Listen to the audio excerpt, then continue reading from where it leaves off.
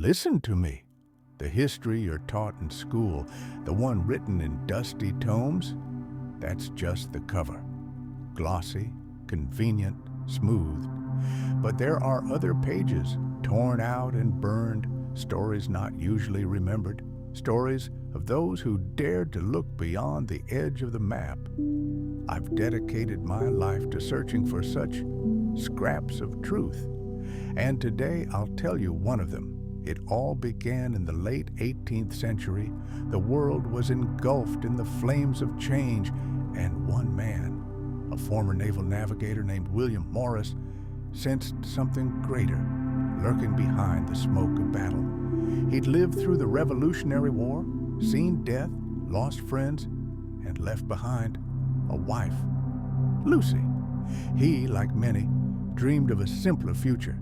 But war, you see, changes people. It burns away all that's petty in the soul, leaving either an emptiness or a hunger for something real. One night, after the surrender at Saratoga, his ship was heading for Charleston. Imagine the scene, a full moon like a silver eye peering down from the sky. The pitch-black waters of the Atlantic breathe silently beneath the keel. To drown out the anxieties left by the war, the crew gathered on deck. Salty air, the creaking of masts, and the tart taste of whiskey, and of course, stories, tales of old sailors. Soon, the conversation turned to the great Captain James Cook and his obsession to cross the Antarctic Circle, to reach the edge of the world, and then it all began.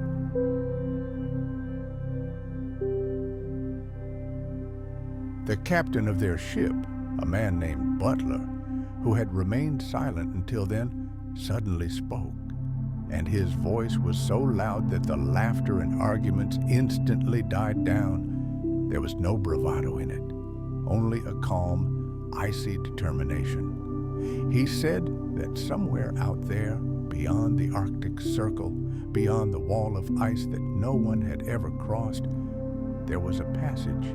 Everyone froze. It sounded like the ravings of a madman. But the way he said it, Butler was citing high-ranking sources, secret expeditions financed in secret. The goal? To reach lands beyond the ice. And the most incredible thing, Butler swore he'd seen a map with his own eyes. A map with the exact coordinates of this passage. This thought, this crazy idea, grabbed hold of William Morris's soul and never let go. It haunted his restless dreams. The years passed. The war ended. Old warships rusted in the docks or were scrapped. And then, to the amazement and laughter of his friends, William decided to buy one. Why? Where was he going? They twirled their fingers at their temples, but they didn't hear Captain Butler's voice that moonlit night. They didn't see his eyes. And William, he couldn't forget. It was no longer just a desire, it was a calling. His wife Lucy was, of course, in despair, but there was no stopping him. By November, he began assembling a crew. And you know what? Almost everyone refused. Sailors are a superstitious lot.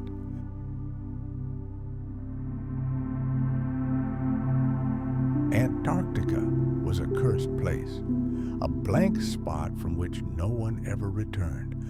Only two of his old friends, the ones who had been with him on deck that fateful night, were fired up by the idea. Three of them, against the whole world. But William understood. Without Butler and his map, all this was suicide. He searched for him for weeks, and finally, he found him and asked. Butler listened, and interest flickered in the old man's eyes, but he refused, simply and firmly. It seemed everything had collapsed. And then, on October 11th, when hope had all but faded, there was a knock on William's door. Butler stood there, and he wasn't alone. Beside him stood a man named Turnbull, strange, silent, with eyes that seemed to reflect the light of other worlds. In his hands, Butler held a roll of ancient maps, the likes of which William had never seen. "I'll join you," Butler said, his voice leaving no room for argument. "But be warned, this may be a one-way trip." William merely nodded, realizing his distant dream had just turned into a grim, deadly mission. They set sail for November 14th. Work was in full swing. The air was charged with a mixture of excitement and a deep, lurking fear. Butler's enigmatic companion Turnbull silently assisted in everything, but his presence only deepened the mystery. No one could have guessed what they were truly getting themselves into. 2 days before sailing, late at night, William was awakened by a sharp, insistent knock on the door.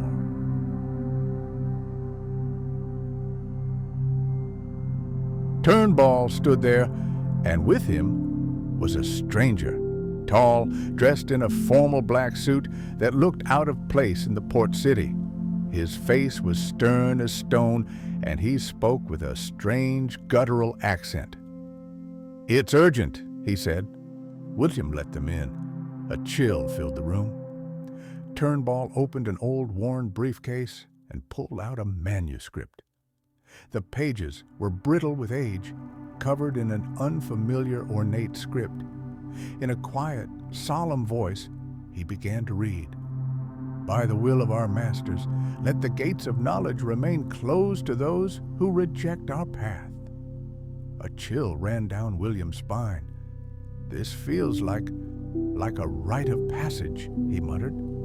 "Exactly," replied Foynt. "Those who have not been initiated are outcasts. We are outcasts." "What does this all mean? What does this have to do with our journey?" William asked, confused. Foynt's face darkened. "The manuscript belongs to the Guardians, or the Sun Gods, as they're also called. They know about our expedition, and they're furious. This decree states that no one is to leave these lands without their permission." An ominous silence fell over the room. The enemy was invisible, but its presence was almost tangible, powerful and ancient. "Who are these Guardians?" William asked insistently. But before Turnbull could answer, the stranger intervened. "They are displeased with your journey," he said in a tone that brooked no argument. "That's all you need to know." Enraged by these vague threats, William threw them out.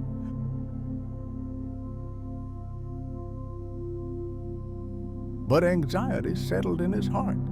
He rushed to find Butler to demand an explanation, but Butler had vanished, simply vanished.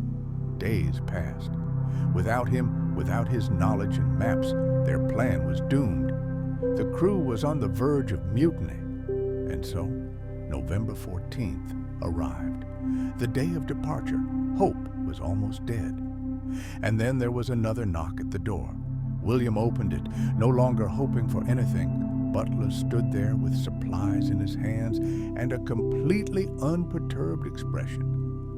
"Time to go, comrade," he said, as if he had never disappeared. A stunned William peppered him with questions about Turnbull, the Guardians, and the manuscript. Butler's face turned ice cold. "It was necessary," he snapped. "I had to disappear to get this." He unfolded a huge map on the table, and William caught his breath. It sounded incredible, but it depicted more than just blank spots. It depicted entire continents, endless uncharted lands beyond the ice barrier of Antarctica, lands that shouldn't have existed. "Do you know about the Guardians?" William asked, his voice shaking. Butler nodded grimly. "The story we know is only a small part of the truth. The Guardians, they're the ancient pyramid builders, and they're not going to let us cross the South Pole.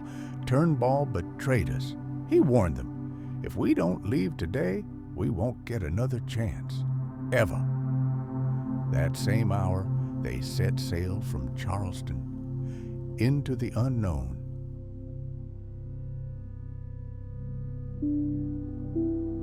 The plan seemed simple: 140 days to the icy waters of Antarctica. But the atmosphere on board was oppressive. Butler's talk of another race, of the Guardians, of Turnbull's betrayal, all of it made the crew feel like grains of sand, defying a power as ancient as the world itself. They crossed the equator. The tropical heat almost made them forget their voyage's purpose. But the further south they went, the heavier and colder the air became. One clear night, William stood on the deck, listening to the sound of the waves. He thought about the world he had left behind and the mysteries ahead. Was it worth risking everything for an encounter with an unknown force? Butler interrupted his thoughts, a strange smile playing on his lips. "Are you cold, comrade? You have no idea what kind of cold awaits you." You were there?" William couldn't resist. "Yes, I was," Butler replied simply, his gaze fixed on the southern horizon. "I saw it all with my own eyes." He raised his hand, cutting off further questions. "In time, you will see it too, and you won't believe what lies beyond these waters." Days turned into weeks. The water darkened, became heavy, leaden. The waves pounded the ship's side with ever greater fury, and then on the horizon, they appeared. The icebergs. They rose from the fog like silent, icy guardians at the edge of another world. The wind howled in the rigging, trying to break their will, but Butler's calm was transmitted to the crew.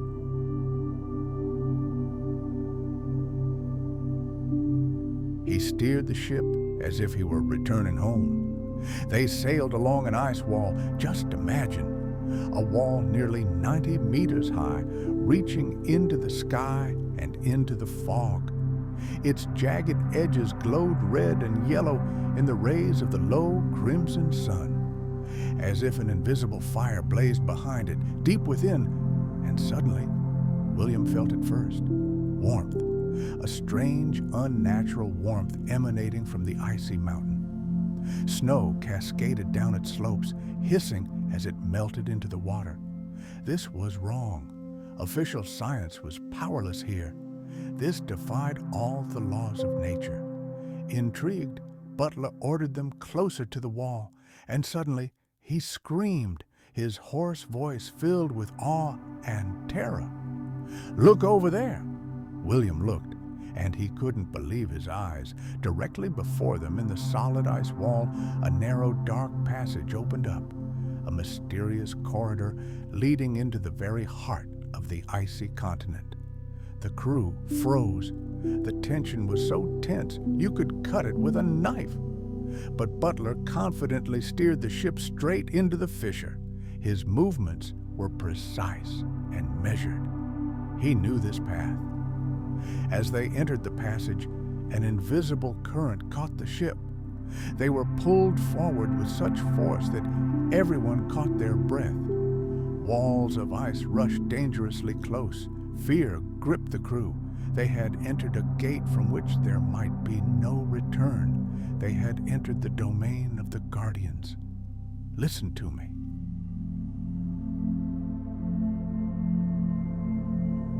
Come closer to the fire, let its crackling drown out the noise of the outside world.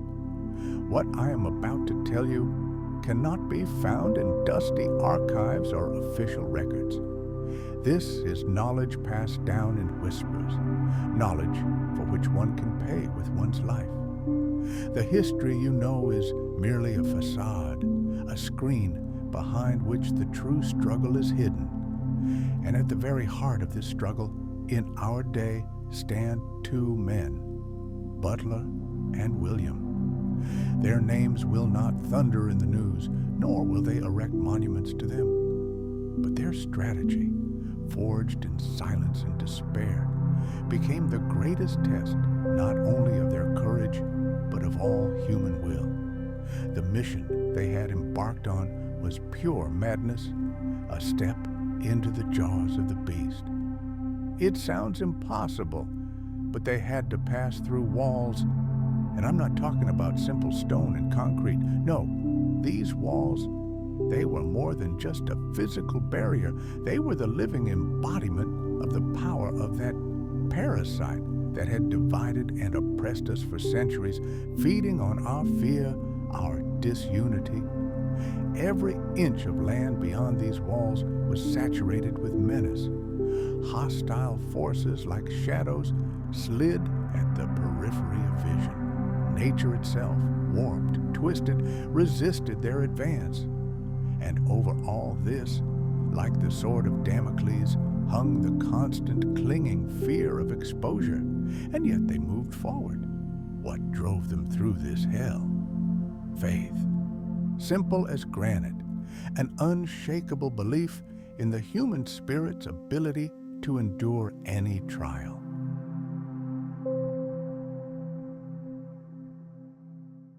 That our lands, our history, must not remain in eternal captivity. Their union was more than just a partnership. It was a brotherhood forged by a common goal, a single dream. Butler, he had traversed these cursed lands so many times that history itself had lost count. He had studied their wounds, their scars, their hidden paths, preparing for the final push. Together with William, they shared the same dream, a world where humanity has cast off its shackles, where we can look to the sky without fear and remember who we truly are. They both understood perfectly well that passively waiting for change was tantamount to suicide. The only way to change something was to act, even when all the odds were against you, even when logic screamed that it was impossible. Their mission became more than just an operation. It became a symbol of hope for the few who still remembered. They were laying the foundation, not for a new empire, no, for something greater, for a backup plan that would allow humanity to survive the next great reset. Understand, this was not a rebellion against the colonizers in the usual sense. This was a desperate race against time, a race to save the very soul of humanity from complete and utter obliteration. Now, I'll take you even further back in time, to a place about which official science is powerless to say anything. Imagine lands hidden behind impenetrable ice walls and mountain ranges, the near lands. We call them the Republic of the Ancestors.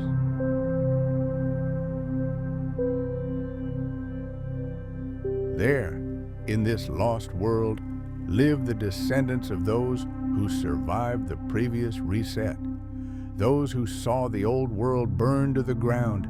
As everything around them crumbled, their ancestors found the strength to flee. They had two options: save themselves or perish with everyone else, and they chose life. They overcame unimaginable barriers and began anew, far from ashes and ruins. They came from all corners of the known world, bringing with them their languages, their cultures, their fragments of memories. And over time, from this melting pot, a unified community was born, a unique people, preserving the memory of a world that no longer exists. They still honor the sacrifices of their ancestors, whose blood and will allowed them to survive. And most often, they tell the story of giants. Yes, you heard right. The elders, lowering their voices, say that without them, no one would be left. In those terrible times when the world was falling apart, it was the giants, these mighty beings, who saved countless families from certain death. Imagine living mountains, shielding children from the flames, carrying entire families across raging fissures in the earth to safety. In those dark hours when all hope seemed lost, they were our salvation. Gratitude for their courage has become part of the blood of this people, passed down from generation to generation. That's why ancient languages are so carefully preserved in the Republic.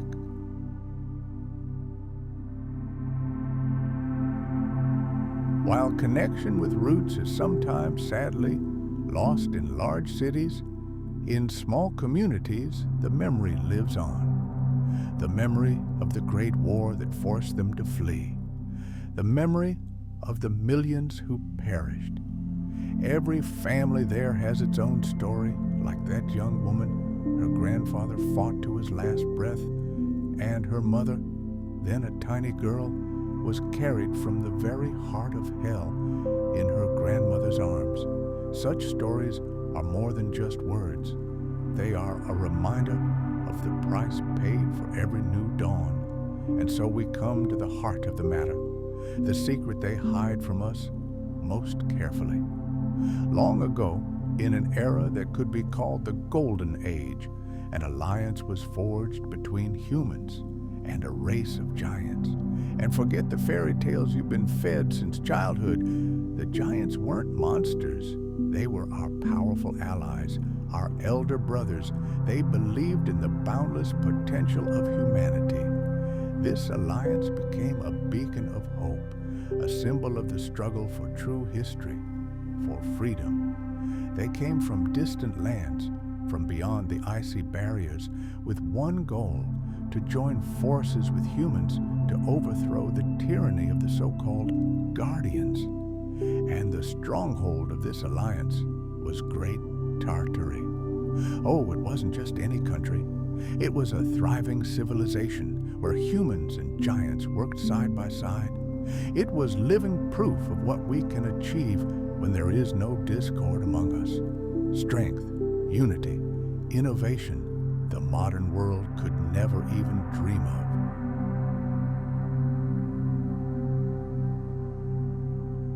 But such unity could not go unnoticed.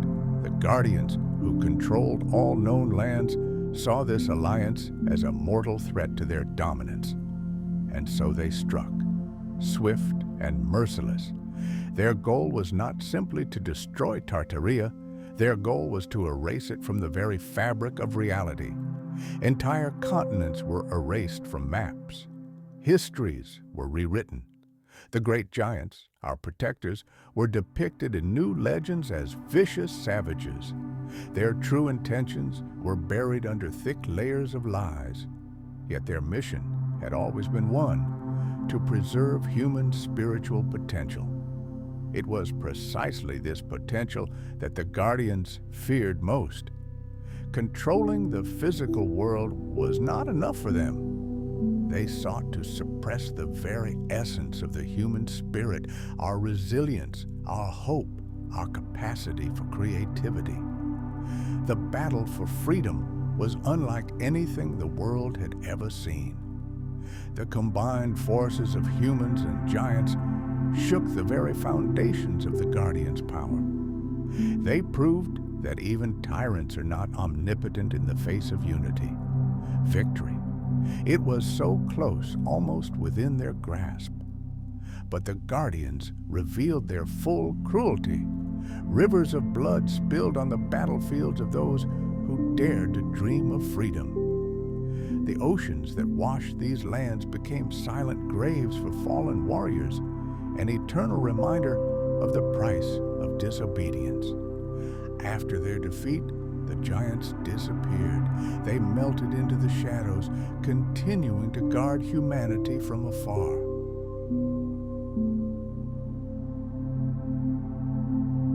Their presence lingered only in the hearts of those who still believed. They did not leave out of fear. No, it was not an act of capitulation. It was an act of supreme wisdom. They realized that the time for final liberation had not yet come, and their direct intervention would bring even greater harm to humanity. And the Great War, it began suddenly. The Guardians descended upon the great cities without warning, leaving no time for preparation. Their strategy had been honed by centuries of conquest. Strike at the very heart, and the rest would crumble. Chaos became their primary weapon. Before the war, the giants warned us. They spoke of the Guardians' intentions. It was a different world, understand? There were no ice walls, no barriers. The continents were united. We were freer, closer to one another. But after the war, the Guardians used all their power to transform the planet itself, creating a new beginning that hid their near defeat. They distorted the landscape and erased the truth of Tartaria's great resistance. The Guardians despised the giants, calling them barbarians. But they despised us humans even more for daring to ally with them. This war wasn't about territory. It was a battle against the very idea of freedom and cooperation. And though the Guardians eventually restored their power, the legacy of Great Tartary, the sacrifices of giants and humans, they live on. Their story is buried, but not dead.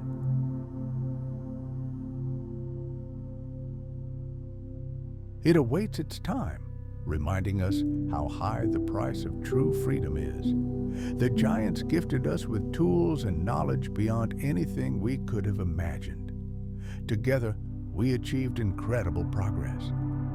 But the fall of the great cities began with an ominous sign. Thick black smoke that slowly enveloped the streets like a living, hungry shadow. It was the sign of the Guardians' wrath, a carefully planned vengeance that reduced to dust an empire built on hope. Rumor has it, that the Great War never truly ended, that the courage of those who fought has not perished, but merely lies dormant, awaiting the day when humanity will rise again and finish what it began. They were so close to victory. The enemies discussed plans to poison the very air.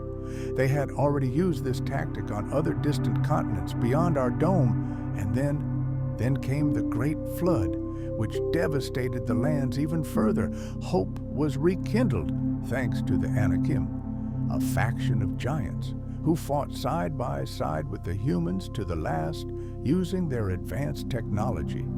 But even among the giants, there was no complete unity. Some, seeing the futility of the struggle, decided not to engage. And yet, for a brief, blinding moment, a spark of true freedom flared in Tartary. And this hope came at a terrible price. The Guardians responded to this fierce resistance with tenfold cruelty. And now you understand what Butler and William are up against.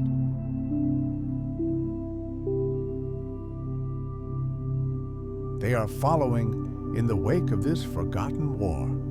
Their mission is more than just sabotage. It is an attempt to find and rekindle the very fire that nearly burned the prison built by the Guardians to the ground. The only question is, can the rest of us learn from this dark past when the time comes to make our choices? Listen to me. I have lived a long life, and my eyes have seen what the textbooks don't tell us. Official science is powerless here. It only shrugs when asked about the great catastrophe that erased our past. They call it progress, natural change. What a bitter lie. It was a war not for territory, not for gold. It was a war for the very soul of humanity. Certain forces, let's call them the Guardians, decided we had gone too far. They poisoned the very air we breathed, altered the climate so that once flourishing lands became walls of ice, impassable deserts. They buried the greatest civilization, Tartary, under kilometers of lies, mud, and ice. It sounds incredible, but this war wasn't waged solely with fire and sword. The main blow was dealt to the spirit. The Guardians understood that to truly subjugate a person, they had to empty their soul, deprive them of the memory of their ancestors, of their true greatness. They created a total system of control, permeating all spheres of life, a mechanism that deprived people of the ability to doubt, to dream, to hope for the best. Reality was rewritten through pervasive propaganda.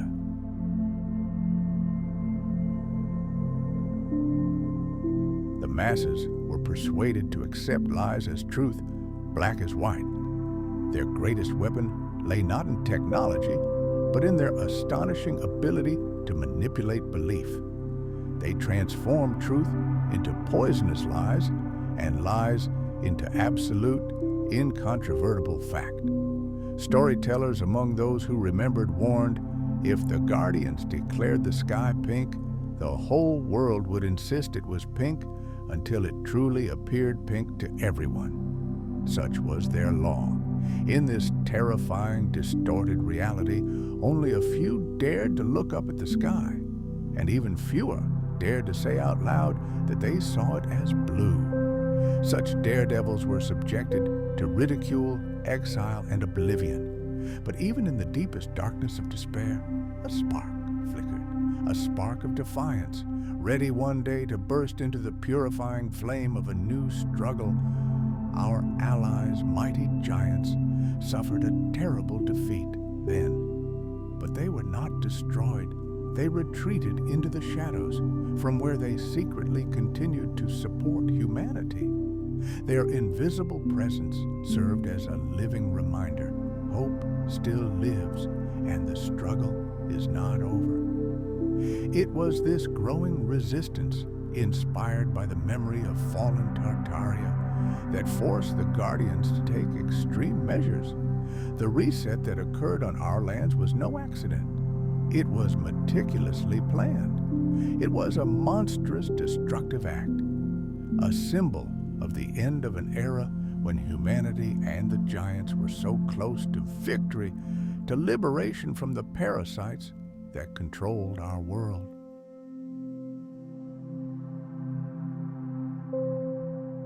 For a moment, it seemed victory was within reach, but the tide of the war changed overnight. The fall of 4 great centers of our civilization determined our fate for centuries to come. The war left unimaginable destruction in its wake. Cities, once teeming with life, were reduced to silent ruins, buried under ash, or plunged into eternal darkness beneath the sea. Desperate to lose control, the Guardians unleashed weapons of an incomprehensible, horrific nature, whispered rumors of a technology capable of turning all living things to stone still circulate, a terrifying, cruel echo of events from the distant past. The few who survived that reset described it as a living nightmare. Destroyed homes, lost loved ones, and a flood. A flood of dirty water mixed with clay and debris that swept away everything in its path. This cataclysm entered legend as the Mud Flood, and it was no natural disaster. It was a deliberate, carefully planned act to reset the world, to reset civilization. The Guardians began it prematurely, interrupting the cycle of development they themselves had imposed on us. You see, their experiment envisioned controlled growth. A reboot was supposed to occur only when civilization reached a certain predetermined limit. But our rebellion, our alliance with the giants, forced them to change the rules. In a panic, they pressed the red button. The survivors awoke in a new world.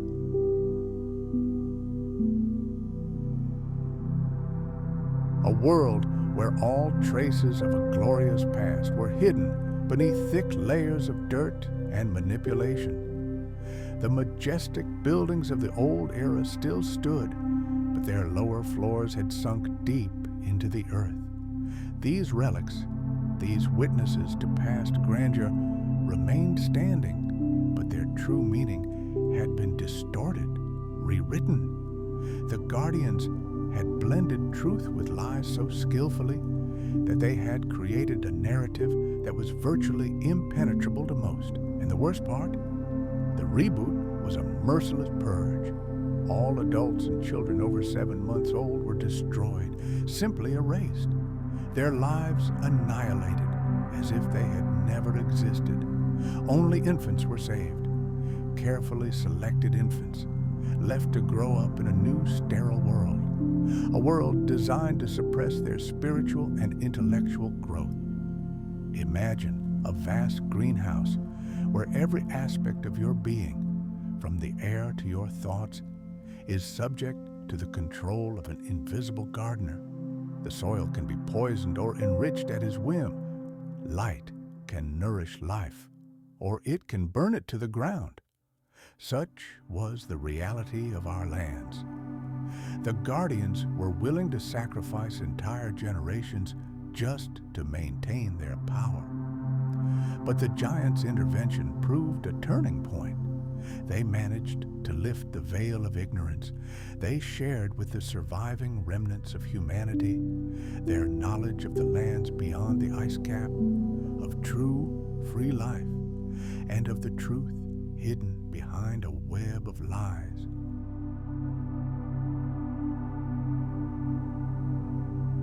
This discovery, this knowledge, made the awakening humanity mortally dangerous in the eyes of the guardians. And the reboot became not only a punishment, but also a desperate attempt to stop this awakening. But even in this darkness, in this gigantic prison, traces remain.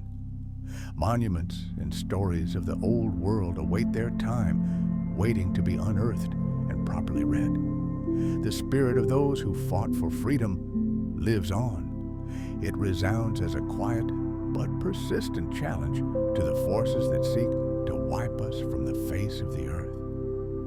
And there were those who refused to accept it. People like William Morris. He couldn't bear to watch his brother suffer. He returned to his homeland, to the very heart of the matter, where people were disappearing in a maelstrom of wars, manipulation, and artificial epidemics. He dedicated his life to plotting the return of truth. For him, these lands were home, and the people within them were a family worthy of freedom. But the world beyond the known lands had also changed. The guardians, vengeful and restless, began expanding their territory, encroaching on previously untouched lands, laying siege to the quiet refuges of free people. One such refugee was a city of giants and giant men, those whom the guardians branded traitors for their alliance with us. These creatures had developed technology superior to anything possessed by our oppressors.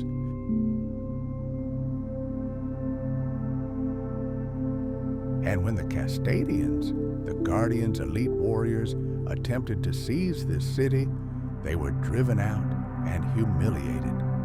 This defeat plunged the Guardians into disarray.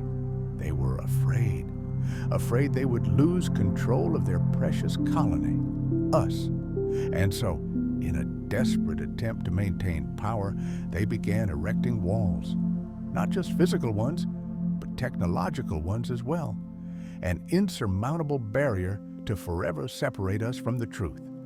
Military bases, earthquake-producing radars, patrols, they did everything to transform our prison into an impenetrable fortress. But they miscalculated.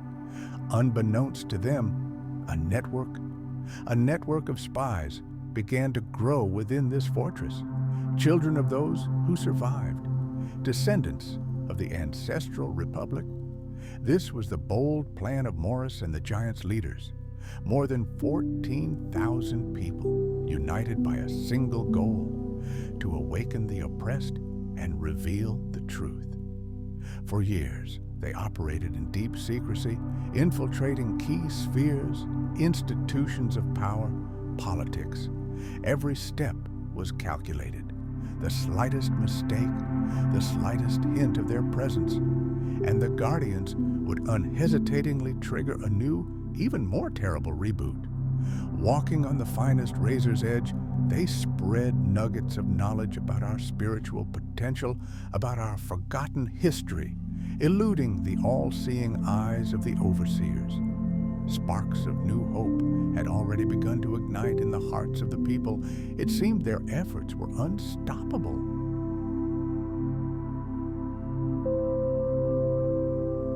But then something happened that changed everything. Off the coast of the Antarctic Peninsula, we know it's a false Antarctica, just another set piece, a group of scouts on an icebreaker stumbled upon a Guardian military base. A Custodian patrol attempted to intercept them, and then, in a desperate attempt to escape and avoid capture, our people sank their own ship. This incident sent shockwaves through the Guardians' ranks, and it became the pretext for an unprecedented human hunt. They acted swiftly and mercilessly, using the incident as a pretext for total purges. Those who had previously operated in the shadows faced merciless persecution. Surveillance technology was greatly enhanced. The consequences were catastrophic. Many of the 14,000 infiltrators were forced to retreat, their mission on the brink of failure. But even the failure of this mission had already planted seeds that will one day bear fruit. The fight continues, here, now, in everyone who dares to doubt. Listen, I will tell you a story that cannot be found in dusty archives and that academics keep silent about in their offices. This knowledge is passed down in whispers, from heart to heart, by those who have seen the underbelly of our world. It all began with Captain Butler's return. He was a shadow, not a man, hardened by 100 battles, but broken by a single loss. I remember him limping across the square toward Helen and her mother.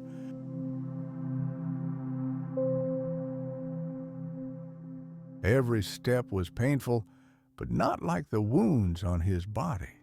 No, his soul was bleeding.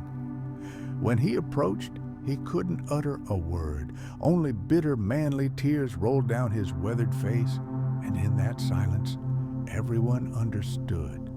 He brought news no one wanted to hear. William Morris, our leader, our hope, is dead. He did not fall in a fair fight. He was struck down by the enemy's despair. He died at the very gates of Antarctica, where the sky meets the ice cap. Official science is powerless here. They'll tell you about magnetic anomalies, about severe weather conditions, lies, convenient lies to hide the truth. But the truth is that the so-called guardians, our jailers, panicked. They saw that we humans were awakening, and in their fear, they made a terrible mistake. They decided to put out the fire with gasoline. To maintain control, they handed over some of their advanced technology to Earth's leaders, puppets who didn't even realize the power they'd wielded.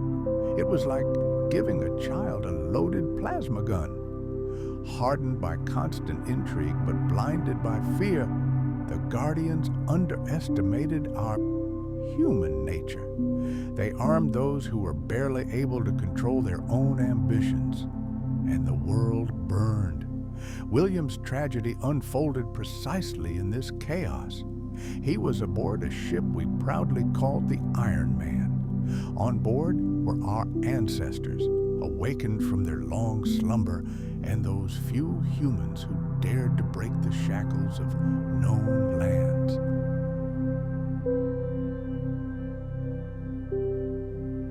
They flew toward freedom, toward new horizons. But as they crossed the Antarctic skies, their vessel simply tore itself apart, as if it had hit an invisible wall in the air. No explosion, no gunshot. The ship crumbled to dust. It was the Guardian's trap, an invisible barrier erected to prevent anyone from escaping the cage. This precaution, this cowardly stab in the back, took the lives of William and many other pioneers. Captain Butler was on another ship. He saw everything. He survived only by a miracle, and his stories, they still chill. He spoke of betrayal of the chaos the Guardians unleashed upon us to crush the resistance. They unleashed a storm that spiraled out of control. Do you think modern wars, local conflicts, and strange climate cataclysms are a coincidence? No, they are the echoes of that very storm. Weapons we never even suspected, weather manipulation, technologies that fuel hatred and deepen divisions between nations. Leaders, intoxicated with newfound power, recklessly played with fire, threatening the planet with biological weapons and other means of destruction they themselves didn't understand. Planes, ships, entire expeditions, they simply vanished, destroyed by forces beyond their control. The Guardians were afraid. They were terrified that humanity would one day turn these technologies against them.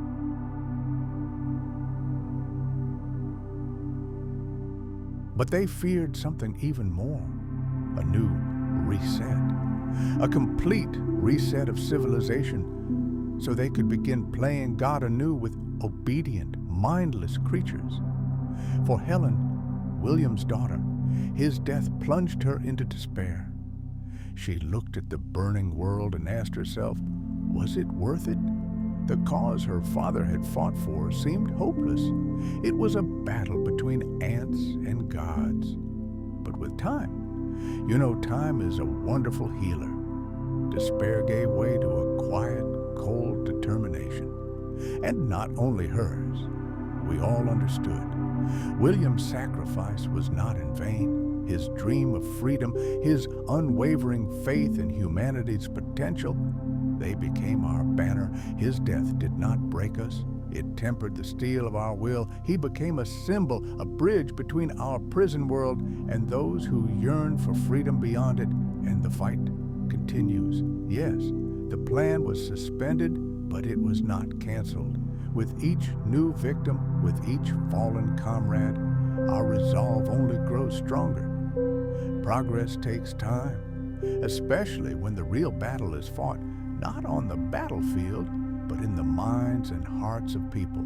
Listen, the Guardians' greatest weapon isn't ray guns or climate control systems. Their primary weapon is psychological control. It's that incessant stream of thoughts, fears, doubts, and discord that echoes in everyone's head. The voices of insecurity, envy, the endless pursuit of success, of recognition.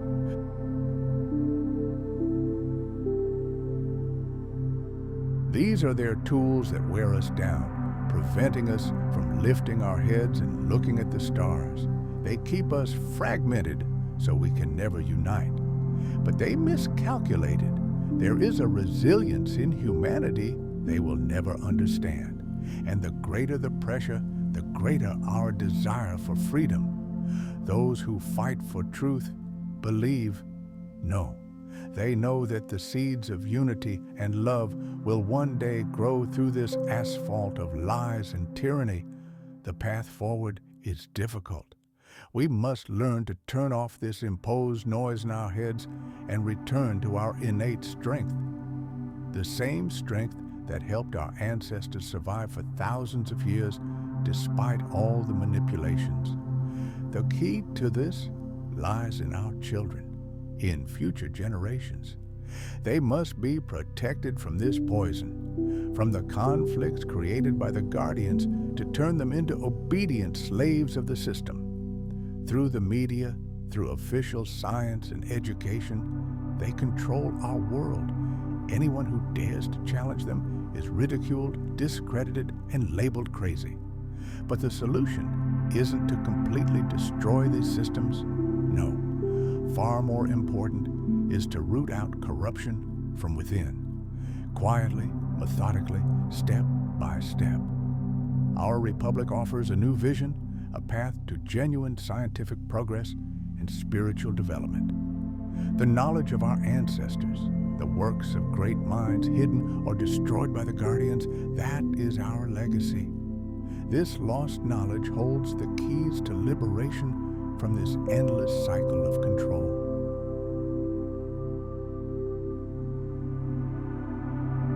The task seems daunting, but it is achievable, because we, humanity, are unique. We are the source of life on this planet. We have a special, incomprehensible connection to the great dome that covers our world and perhaps to other worlds beyond. It is precisely this potential that fills them with primal terror. They cannot comprehend our connection to the very fabric of existence.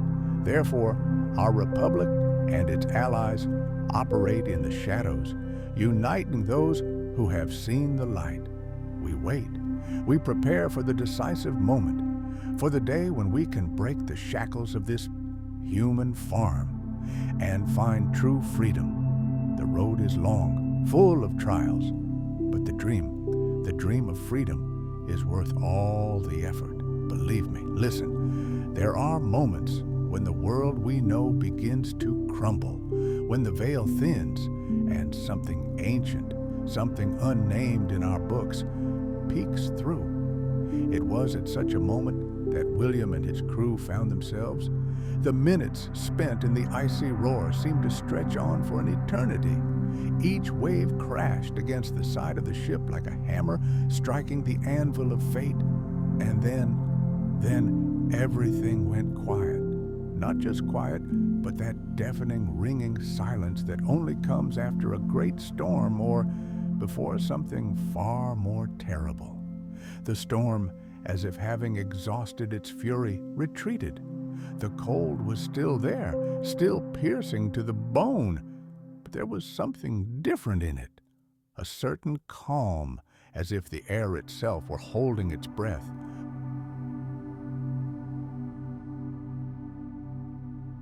The icy passage that had tormented their ship parted, revealing something that shouldn't exist. A boundless, completely pristine sea, smooth as a black mirror. Butler's voice broke this pristine silence. There was no cry in it, only a deep, pained triumph. We did it! The crew froze. They looked out over waters uncharted, a world that, by all rights, simply couldn't exist. What awaited them here, beyond the known, when the ghostly ice walls finally dissolved in the distance and the water beneath the keel turned from leaden black to a transparent blue? Butler gathered everyone on deck. His expression was no longer tense, only the extreme seriousness of a man carrying an unbearable load. What I must tell you concerns more than just you and me, he began, his voice even but weighty. It concerns all of humanity, its true past, the history hidden from us, known only to a few. The crew was silent, absorbing every word, when suddenly a speck appeared on the horizon. It grew with unnatural speed, a huge ship heading straight for them. One of the sailors, the most nimble, climbed the mast to get a better look and almost tumbled back to the deck, his face chalk white. They're coming toward us, he breathed. The ship was colossal. Its shape, it was alien, irregular, as if carved by no human hand. Even the usually imperturbable Butler tensed. "Stand still," he ordered, and for the first time, a steely note of excitement crept into his voice. The ship was approaching.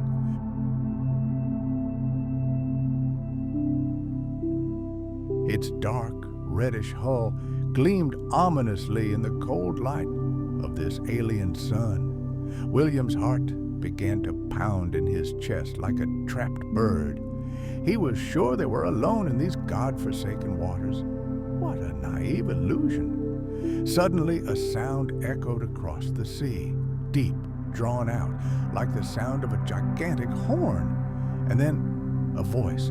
It spoke in flawless, crystal-clear English without the slightest accent, which made it even more alien. "Dear guests from the walled lands, remain calm. Our men will board shortly. We mean you no harm." William was crushed by this calm. Who were these people? What was this wall? Before he could collect his thoughts, 3 figures appeared on their deck, seemingly out of thin air. They were dressed in white suits with blue emblems resembling ancient runes. One of them, a tall, stately man, approached Butler and respectfully shook his hand. But his gaze, it was cold and wary, like a guard at the gate. "What brings you beyond the wall?" he asked, and the question sounded less like curiosity than an interrogation. Butler calmly recounted how the current and storm had carried them here, beyond the Arctic Circle. William listened, unable to shake a strange feeling. There was a certain kinship between Butler and these strangers, incomprehensible, hidden, but it was there, as if they knew each other from some past, forgotten life.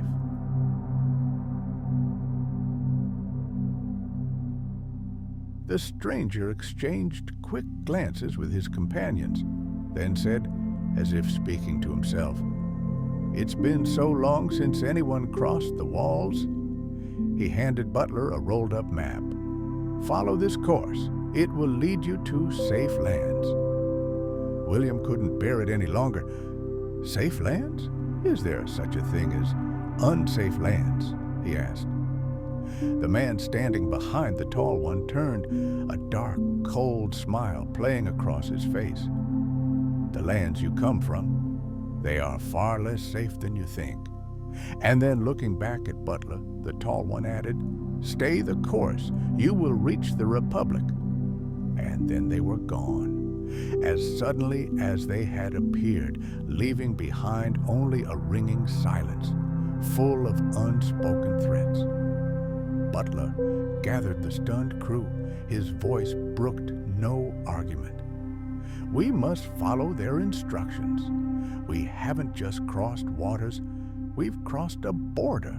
Believe me, there are forces that would prefer that we never know what lies beyond the ice."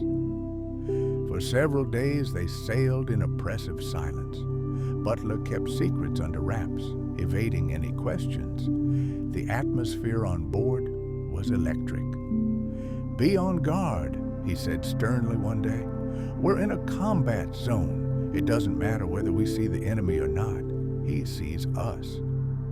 But as the weeks passed, the harsh cold began to recede.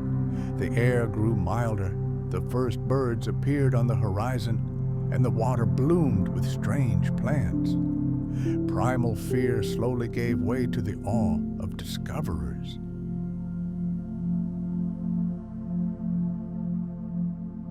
And then one day, deep in the night, they saw it. Lights flickered on the horizon. No, not lights. An entire ocean of lights. A vast, unimaginable city, bathed in light, surreal, as if from the pages of a forgotten legend. When they docked, they were met by officials in the same strange uniforms. They described this place as part of the ancestral republic. Butler spoke to them on behalf of the crew, but William's mind was swirling with thousands of questions. Before he could ask the first one of the agents approached him.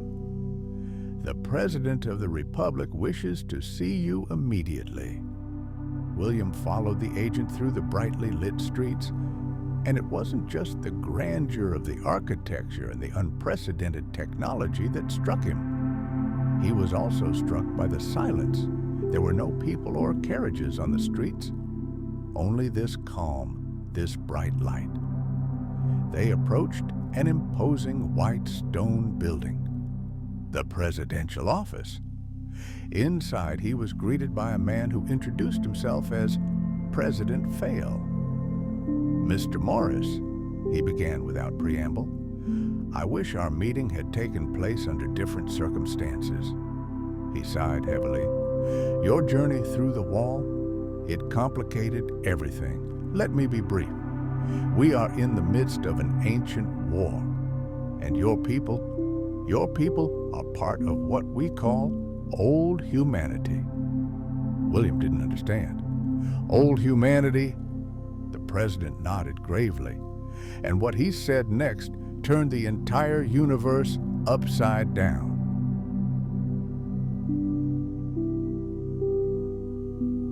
Official science was powerless here. This was the kind of knowledge that drives you crazy. He spoke of reboots, about how those who rule the world from the shadows, when they sense a threat to their order, simply reboot civilization, wipe it almost to the ground, wiping out most of the population and leaving only the youngest to start over. "You're crossing the wall," Vale finished. "Could attract their attention. You have endangered not only yourself, but everything we have worked so hard to protect." Stunned, William could barely stand. Returning to the ship, he relayed the president's words to the crew. They had barely begun to process what they had heard when a deafening explosion shattered the night. The ground shook with such force that the ship nearly capsized. Sirens blared throughout the city, fires erupted everywhere, and chaos reigned. What they had feared had happened. The enemy had found the ancestral republic. William stared in shock at the burning city. Perfect buildings crumbled like houses of cards. Desperate screams mingled with the sounds of distant gunfire, and then he saw them. Small silver spheres with flashing red lights hovered in the air above the city. They weren't attacking. They were simply observing the chaos. Their purpose remained a chilling mystery. "We need to get to the presidential office," someone shouted. Barely aware of what was happening, William rushed into the thick of things, helping the wounded.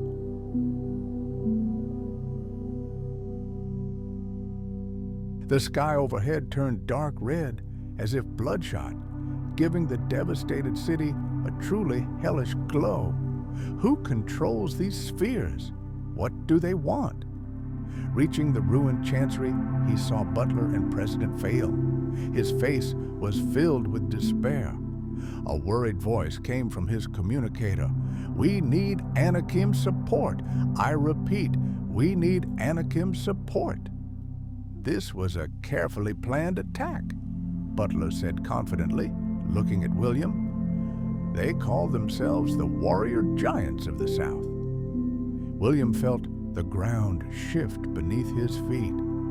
But Fael added with a strange respect, "They are only warriors, the very same ones who brought us here before the last reset." Suddenly, the president excused himself and stepped away. Butler grabbed William's hand. "Follow me." He led him through the crowded corridors. "Where are we going?" William asked. Butler's expression softened. His eyes held a centuries-old weariness. "It's time you learned the truth, William. I belong here. The blood of the ancients flows within me. And what you see today is merely a continuation of a war that began long before our worlds were born." Butler said no more. He disappeared into the crowd of agents, leaving William alone in a state of complete shock. Sleep was impossible. Images of destruction filled his mind. He realized the world he'd left behind had been more than just a home. It had been a prison, steeped in the darkness of ignorance.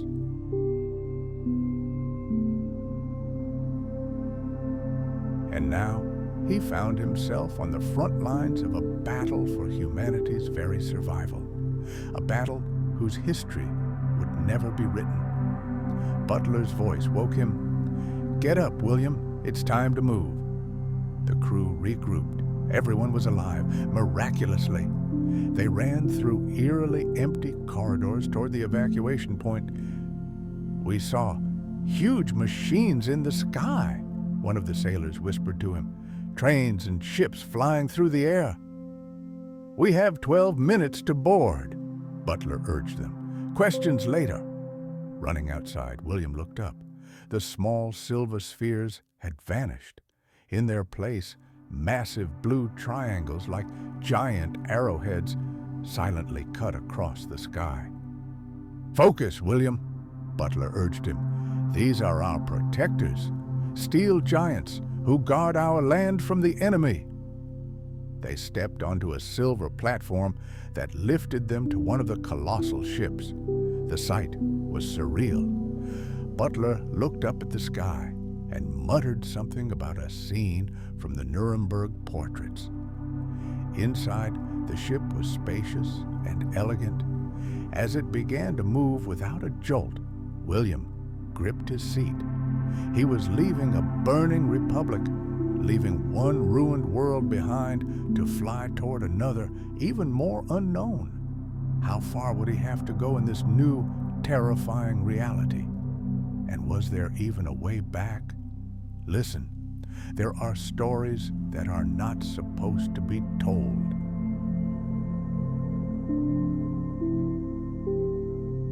Stories that official science hides in distant archives labeled myth or fiction. But over the course of my long life, I have learned to read between the lines. And today, I will share one such story with you. The story of a man named William, who saw what we are not supposed to see. He felt it with his whole body, a powerful, absolutely silent movement that knocked the ground from under his feet, defying all the laws of conventional physics. His guide, Butler, was nearby. He looked at William attentively, calmly, as if reading his thoughts, and tried to reassure him with just a glance. Their ship, untroubled by any rocking or delays, smoothly reached the capital. The locals called it sometimes the Ark, sometimes El Arca. As William stepped onto the platform, he froze. It sounded incredible, but the world that opened before his eyes seemed to have stepped from the pages of a forgotten utopian manuscript. Tall glass and steel buildings didn't just stand, they seemed to breathe, softly glowing in the rays of the most mesmerizing sunset he had ever seen. And overhead, in the absolutely still, crystal clear air, flying ships glided silently like drops of mercury. This city was the embodiment of humanity's dream, a dream freed from shadow, the shadow of the guardians. Its graceful towers and wide, bustling streets were filled with people moving in amazing harmony.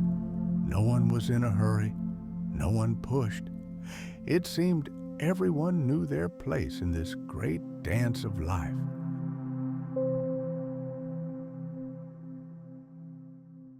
But their journey lay further.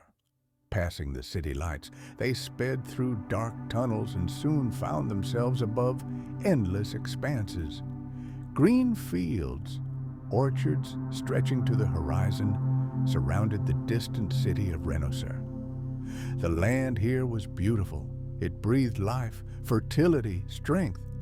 Looking at this splendor, William couldn't help but think of the chaos they had left behind. This place, it was like the Garden of Eden, a primordial paradise.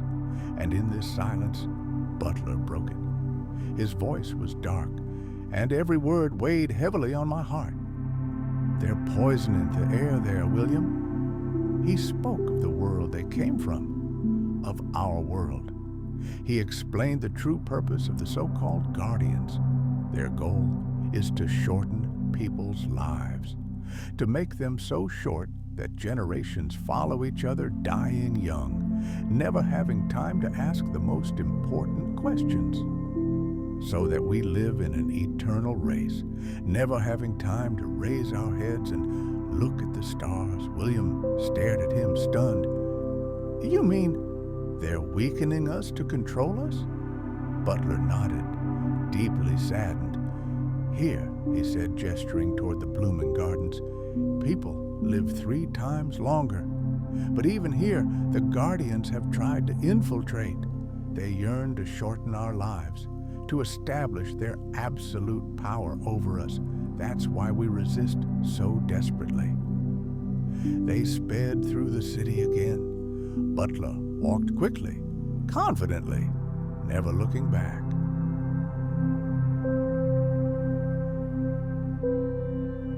The crew barely kept up with him, trying to keep pace with the vehicles floating through the air. Enormous glass spheres floated in the sky, each easily carrying dozens of passengers. Despite the war raging somewhere far away, the city radiated an energy of absolute calm. It seemed the chaos of the outside world couldn't touch this place. William was puzzled by the local inhabitants, the Anakim, and their strange guttural language. Perhaps it was a relic of ancient times, an echo of another, previous humanity. Soon they reached a vast, light-flooded harbor. Butler gestured for them to wait and walked toward the local officers.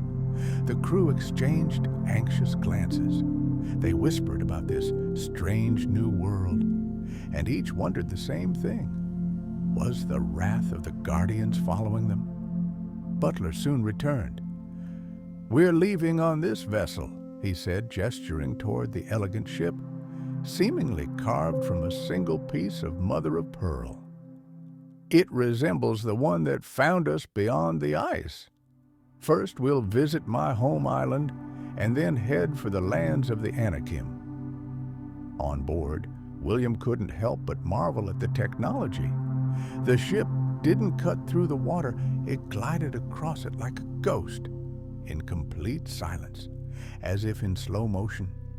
The water beneath them was unusually calm, and the sky was strikingly different from the landscape he was accustomed to. The sunlight shone brighter, more piercingly, and high in the heavens hung another orb.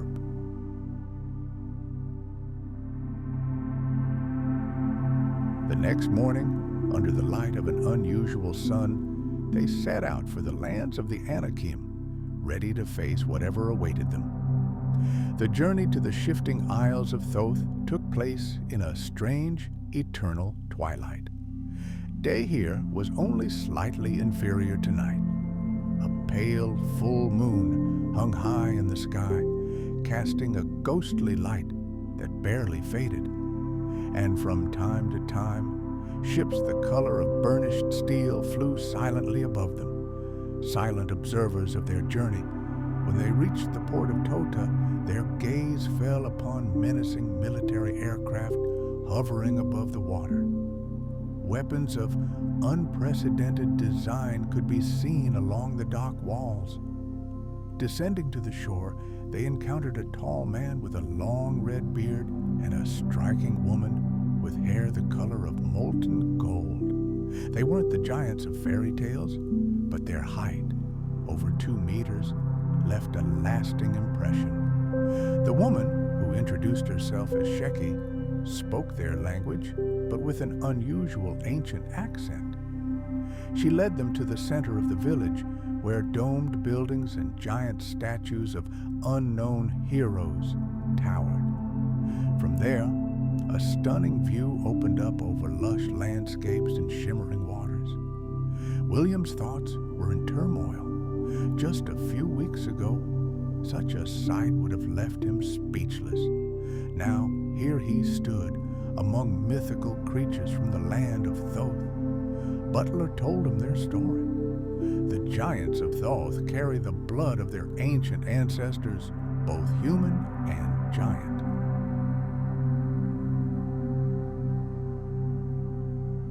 Once, in time immemorial, they united with our ancestors to oppose the Guardians. They created what is known in the fragments of our legends as Great Tartary. This powerful alliance changed the course of history in these lands. Sheki returned, carrying a huge, heavy book. She ceremoniously handed it to William. He reverently opened the volume and saw maps and charts of countries completely unfamiliar to him. "This will help you understand history better," she remarked softly, watching his reaction. His hands trembled as he turned the pages. Here were the familiar outlines of the continents, but nearby lay vast territories with unfamiliar names. "How many lands are there in our world?" he asked tremblingly. At least 178, she replied, and many more remain undiscovered. Butler added, and that doesn't include the islands and territories beyond them. They stopped at a page dedicated to the Anunnaki lands. Shecky's face grew serious. The Anunnaki have always shown hostility toward humans. They are bound by an ancient agreement with the Guardians. William's heart pounded. With each new revelation, he realized he was getting closer to the truth about the origins of humanity, about a world far vaster and more complex than he could have imagined. The history of the giants was buried, forgotten, erased, as if hidden in the depths of time, like the bones of their ancestors. Their legacy was a history of resistance.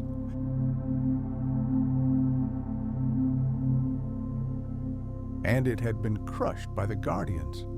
William reflected on how methodically the memory of the giants had been erased, so that people would never know their true strength, their ability to challenge invisible overlords. Under a strange sky, he sank into a troubled sleep, his mind overwhelmed by the revelations of the past few days. Morning brought clear skies. Shecky led them to a secluded spot, reminiscent of an ancient open-air temple. Please tell me more about the history of the giants, William asked. Shecky opened the massive book again and pointed to the illustration. These are the custodians, she said. The custodians and Anunnaki are colonizing races. They infiltrate worlds called circles and then ruthlessly exploit them. Her voice became quieter, almost a whisper. They mapped the known worlds and made an ancient treaty dividing these lands to ensure total control. William was overcome with curiosity. You mentioned domes. What are they exactly? Each world, each circle is contained within its own dome, Shecky explained. They're invisible barriers separating each system. They're like a cellular membrane. The circles are connected by portals, though they're not easy to find. But why can't the Guardians enter the heavenly lands? The Asgard you spoke of? William asked. Shecky hesitated for a moment. Finally, she said, their technology doesn't work there. Every Guardian or Anunnaki who tried to enter there was defeated.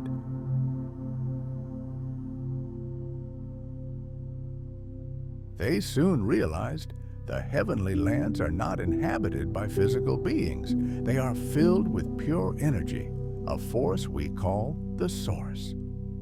Her gaze darted into the distance. This source is believed to be sentient. It senses the threat from the Guardians and reacts to protect its environment. William's heart began to beat faster. What does this source mean to us, to humans? According to our legends, Shecky continued, the source created 5 masters.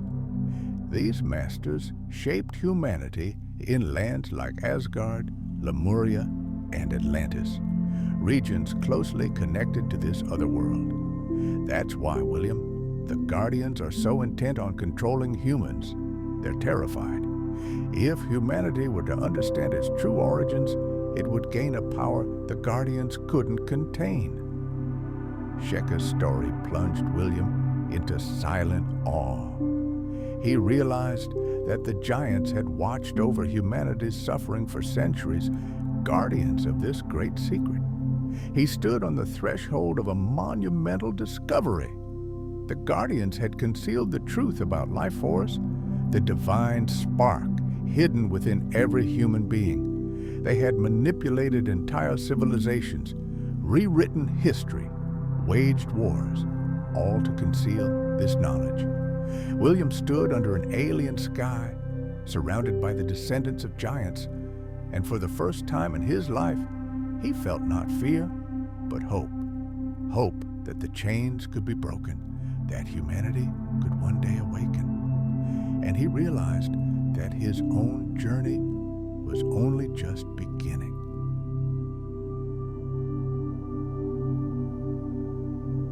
Listen, close your eyes, and just listen. Do you hear the hum of silence in this old room? It's not just silence, it's the weight of knowledge I've gleaned over my long life.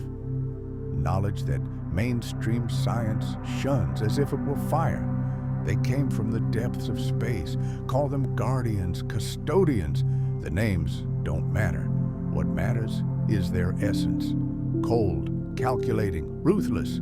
They saw in our young planet and in us humans nothing but a resource, an inexhaustible source of what they needed. And they came here to take it. But their flawless plans, calculated with mathematical precision, ran into an insurmountable obstacle. Something they could never understand or measure. The human soul. It sounds incredible, but all their might was powerless against one simple truth. After a person's physical death, their energy, their spark, it returned home to what we call heaven and they call the source. It simply slipped through their cold, dead fingers. They could enslave the body, but not the spirit. And then, in their disillusionment, they resorted to monstrous measures. Bloody rituals and senseless wars began, waged for only one purpose: to reap a harvest of suffering. Millions of lives sacrificed on the altar of their cold, unquenchable thirst. But mastery over the immortal energy of the soul remained an unattainable dream. My friend William listened to this story, and I saw the gray hair at his temples seem to thicken.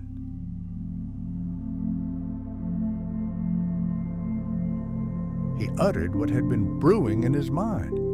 So, the reboot, they used it to weaken us, to control us through illness, through lies, through oblivion. The ancient entity that spoke to him merely nodded silently. Yes, imagine a book from which the most important pages are torn out again and again. Each such reboot was exactly that. History rewritten, memory erased. We humans lost touch with our true heritage, forgot our divine potential. To these custodians, we were nothing more than cattle on a farm, tools for mining gold and erecting gigantic monuments that would forever glorify their boundless power. But even in the darkest times, there's always a spark of light. A conflict erupted between the custodians and another race, the Anunnaki. It was pure greed.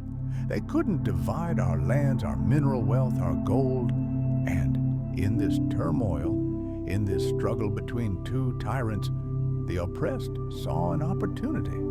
The giants, an ancient and wise people, and their human allies seized this opportunity. On the free islands, at the foot of the great ice walls, a resistance was born. Thus was Great Tartary born. It was an age of wonders, the kind you won't find in textbooks. An age when giants walked among men as brothers. They forged common armies, developed technologies based on the free energy of the ether.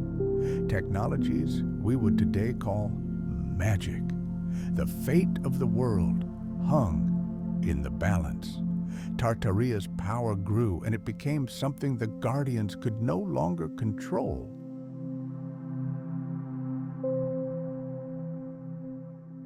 Their pyramids, those monstrous resonators of power that once pierced the heavens, now lay in ruins, mute monuments to their former arrogance. Returning from yet another civil war, the Guardians found their colony in flames. It was a universal uprising, a rebellion of giants and humans against millennia of slavery. Over the years, the exiled giants had developed defense technologies unimaginable to their oppressors. Some of these technologies were based on knowledge stolen from the Guardians themselves, but they were perfected. The rebels became an unpredictable and deadly force. In a panic, the Guardians decided to perform one final reset, erase everything, start from scratch. But their primary tools, their pyramids, were destroyed, and so they took a humiliating step. They formed an alliance with the Anunnaki, their former enemies. Gold and technology flowed in exchange for military aid, and a small gray race from the Zeta Reticuli system, the so-called Greys, remained as overseers, jailers of all humanity. But they underestimated everything. They underestimated our fury, our will to freedom, and the power of the alliance between humans and giants. The rebellion engulfed all known lands. The skies burned, the earth melted in battles the likes of which the world had never seen. And despite the Guardians' fleet of starships, despite their monstrous weapons, we were victorious. But they resorted to their final argument, to what had always been within their power.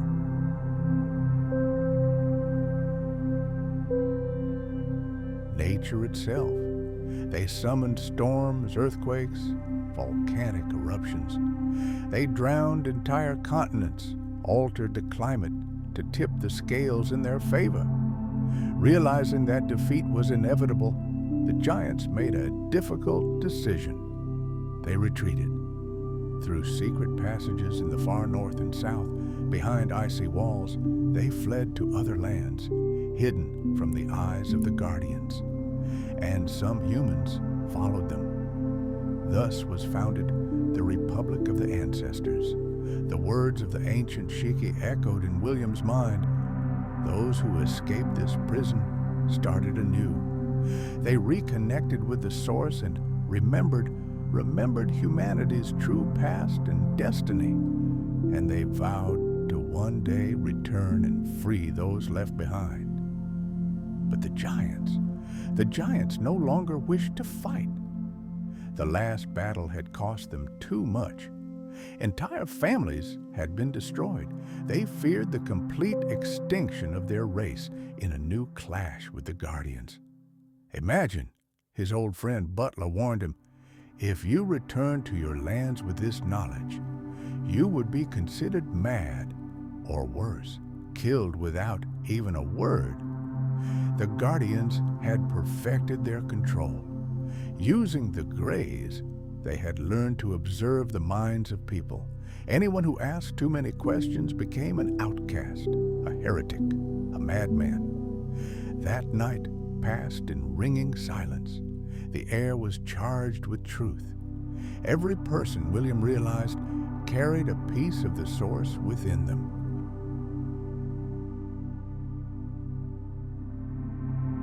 It connected him, like an invisible thread, to countless souls lost in the labyrinths of reboots, to lives erased, used, and forgotten. And in the morning, their ship approached the shore. A light rain washed the deck, as if reminding them of the fragility of life. On the horizon, the city of Eliarca spread out. Its lights shimmered under the gray sky, promising peace and freedom. It was a place untouched by the toxic rule of the Guardians, a place where humanity could be itself, free from fear and perpetual exploitation. And William's heart sank with bitter pain. Those he left behind in the prison world would never know this paradise. He wandered alone through the rain, through the streets of Eliarca. Time flowed differently here, slowly, smoothly, almost surreal. People looked at him with gentle curiosity. His rough clothes contrasted sharply with their simple yet elegant attire. They tried to speak to him, but he didn't understand a word. Returning to port, he felt both the wonder of this world and the unbearable pain for those left in the dark. "We couldn't secure the giants' direct aid," Butler said with rare seriousness.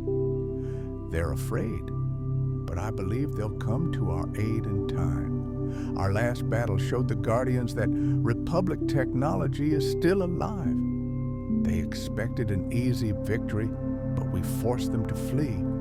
We sowed fear in them, a fear they'll never forget. And hope was born in William's soul. There was a chance. Weak, illusory, but there it was.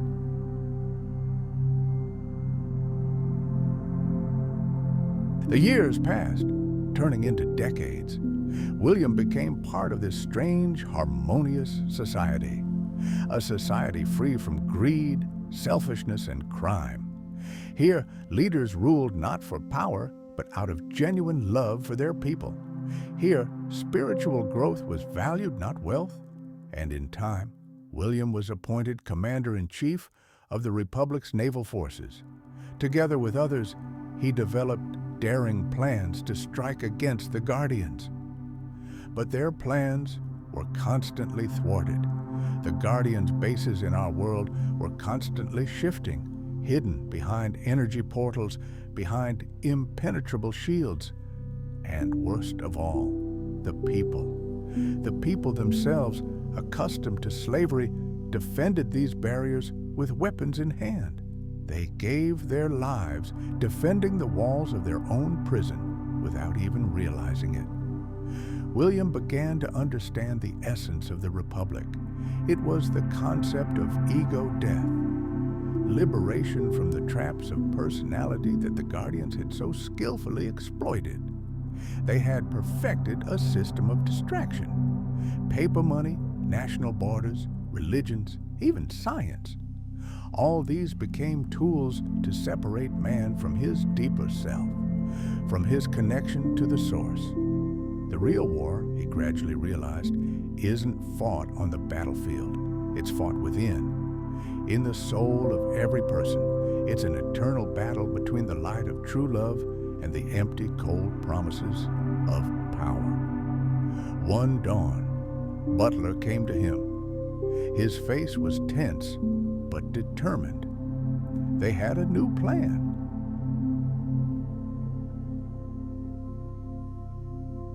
A plan that would not endanger millions of lives. Yes, the custodians were powerful, their technology millennia ahead of ours. But, as Butler emphasized, their greatest vulnerability was a complete lack of spiritual understanding. They are intelligent, he asserted, but they are not wise. They fear what they cannot control, what they cannot measure. And more than anything, they still worry about the very existence of ancient giants and free people.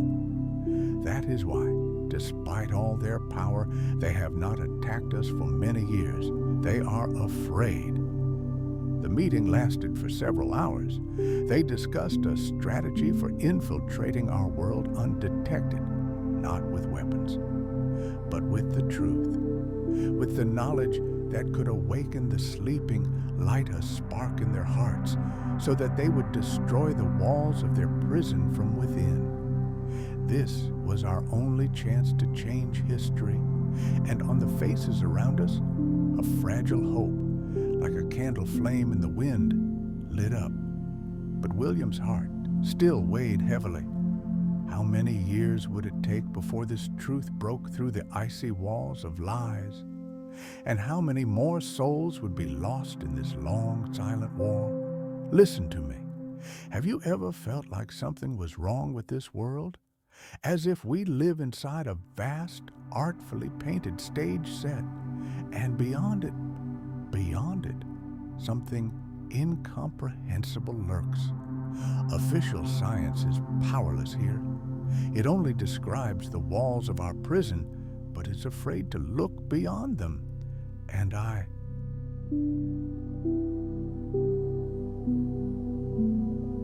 dedicated my life to finding the keys, and I found them. It's all about the ground beneath our feet. It's alive. It remembers. And it serves the ancient jailers we call the Guardians or custodians. This planet is their security system. Understand, whenever one of the ancients, our free ancestors, tries to approach the passages in this gigantic ice wall that surrounds our lands, the ground begins to tremble. This isn't just seismic activity. No, this is the planet's groan, warning its masters. An alarm signal carved into the very fabric of the world. That's why the ancestral republic, our last bastion of freedom, couldn't simply send an army of liberators. Every step would have caused earthquakes. Every detachment would have been immediately detected.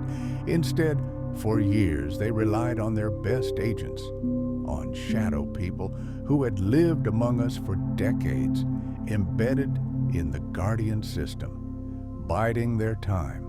And that hour arrived with the arrival of a man named Butler, a sage, a strategist, whose thoughts were sharper than any blade. His plan, which I held in my hands, outlined something incredible. He said, "We won't break down the front door. We'll slip through a crack they've forgotten." He spoke of the summer portal, an ancient hidden pathway invisible to their mechanical eyes and seismic sensors. The plan was ingeniously simple and maddeningly risky. Once inside, its agents were not to rebel. Oh no, that would be suicide. Their task was subtler, more delicate.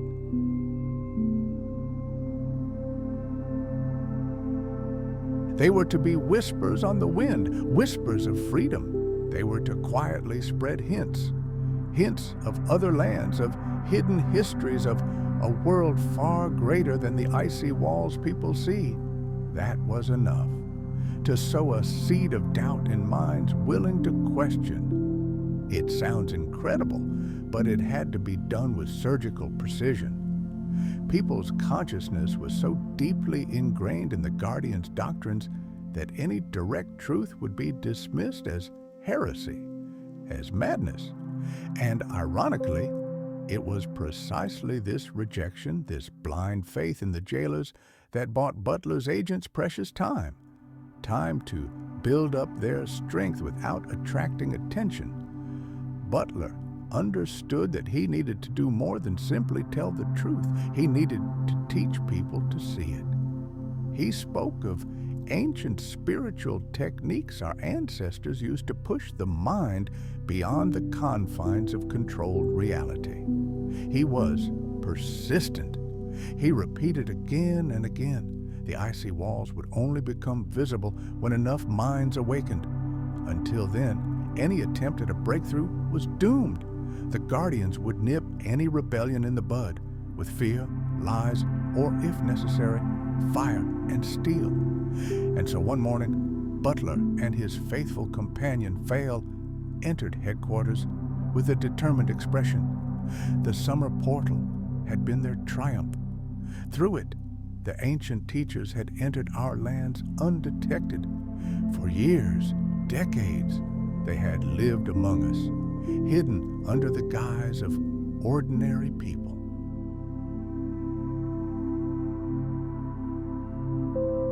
Each of them, with infinite caution, preached the same message: love, compassion, and the true boundless power of the human soul. And in their words, like sparks in the night, islands of understanding ignited in the minds of their listeners. But Fail was adamant about one thing. He strictly forbade Butler and his team from approaching the Guardian's main strongholds. He warned, if they were captured, they would turn your souls inside out to extract every bit of information.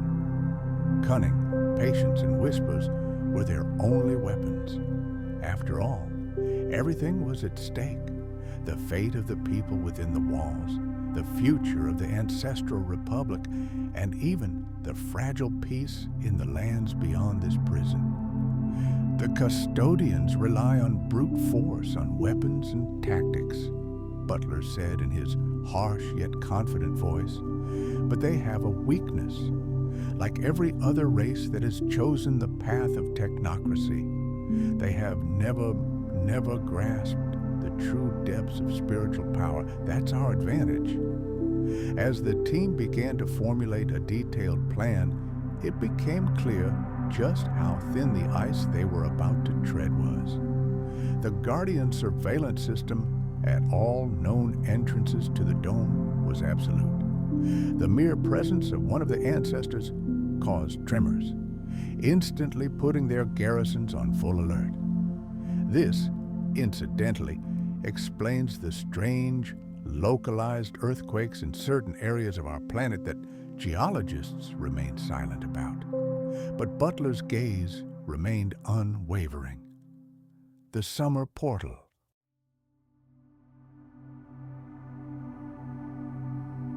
Their only chance.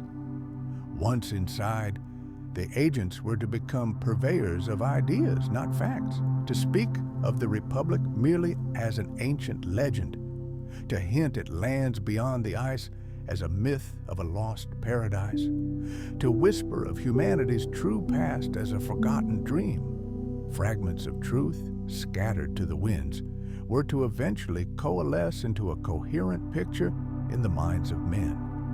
A picture that could no longer be obscured by any lies. Of course, they understood the risk.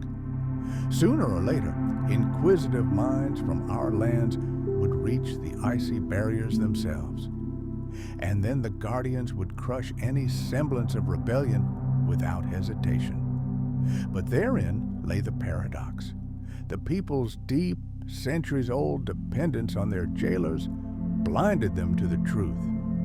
But it was precisely this resistance that gave the Republic time to spread spiritual teachings capable of awakening minds and opening hearts.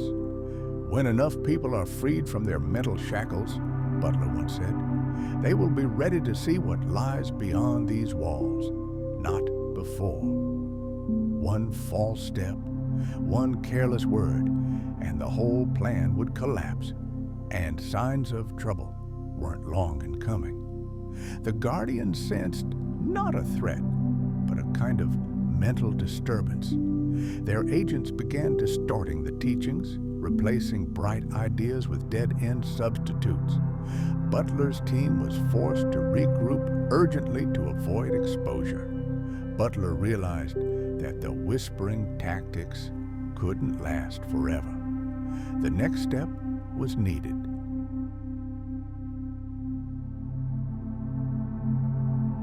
A navigator from our lands will enter their world, he said solemnly. The crew had crafted a cover story for him, a tale replete with familiar economic and social problems, so as not to arouse suspicion. This navigator reached known lands and began sharing his tale with anyone willing to listen. He spoke of strange maps he'd seen as a child, of ancient legends about giants, of lands where the sun shines differently. He spoke just enough to pique curiosity without arousing alarm. But the Guardians weren't asleep. They intervened. They captured him, distorted his stories, removed the most important details, portrayed him as insane, and threw him in prison. Only fragments of the truth reached the people, twisted into a fairy tale for the mad. The navigator miraculously escaped and returned to the Republic. He warned. The Guardians were alarmed. And then they struck back. With renewed vigor, they unleashed a call on humanity to create technologies that outpaced their spiritual readiness. The results were catastrophic. Wars, epidemics, economic crises, a perfect storm designed to distract and maintain control. The famous Antarctic expeditions began, financed by leaders with direct ties to the Guardian Council. Meanwhile, the heliocentric model was intensified in schools and universities, ultimately confining consciousness to the confines of a tiny sphere floating in an endless void. Military bases were hastily erected along the icy ring, and exclusion zones were expanded.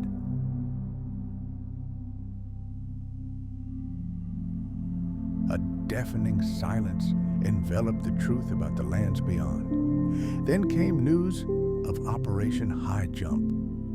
The custodians had dispatched a naval fleet under the command of a man named Richard Byrd to engage the Republic forces directly. Little information reached our world, but the Republic knew of their intentions. Attempts at negotiation were even made. Leaders from both sides met, and a fragile truce hung in the air. But Byrd soon revealed his true intentions. He was a traitor.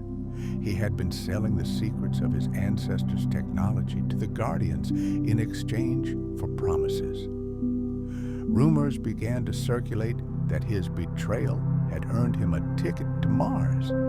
Yes, that very Mars. The Guardians had skillfully used humans as foot soldiers, forcing them to fight those who were trying to free them. What a bitter irony. As the Custodians' assault on human consciousness intensified, accompanied by man-made catastrophes and wars, a faint tremor of doubt began to undermine the foundations of their power. Ancient secrets and hints of boundless lands beyond the icy walls began to reach the few willing to perceive them. The enemy's grip began to gradually weaken. The time of awakening approached, but the decisive step depended on one thing: the awakening of those trapped. They needed to see the deception for themselves. Otherwise, any attempt to free them by force would only increase their fear. They would see us as captors and their captors as protectors. This prison was everywhere.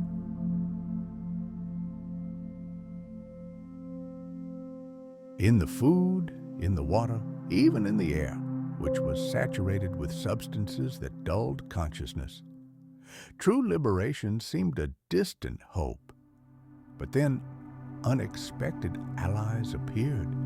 Other races in the galaxy, who had also suffered at the hands of the Custodians, recognized the threat and offered their aid. Among them, the Pleiadians stood out. A race with unimaginably advanced technology and profound spiritual wisdom. They themselves had once nearly faced extinction under the oppression of the Custodians, but miraculously regained their freedom. A shared history of suffering united them with us. They had close ties to the mysterious lands beyond the second outer dome, and they could observe the Custodians' tactics from a distance. Now, together with their allies, they sought ways to penetrate areas where the Custodians' control remained most brutal. For example, Mars. This planet became a haven for numerous races living under the strictest surveillance. Human settlers were also sent there, those who had shown absolute loyalty to the Custodians, often at the cost of betraying their own kind. This abandoned, betrayal-tainted land became a living symbol, a cautionary tale for future generations. And in those lands that remained unseen by the Guardians, life continued to develop as usual. Uncharted territories, free from their interference, became a haven for many races who found their way there. And so we stand on the threshold of great change.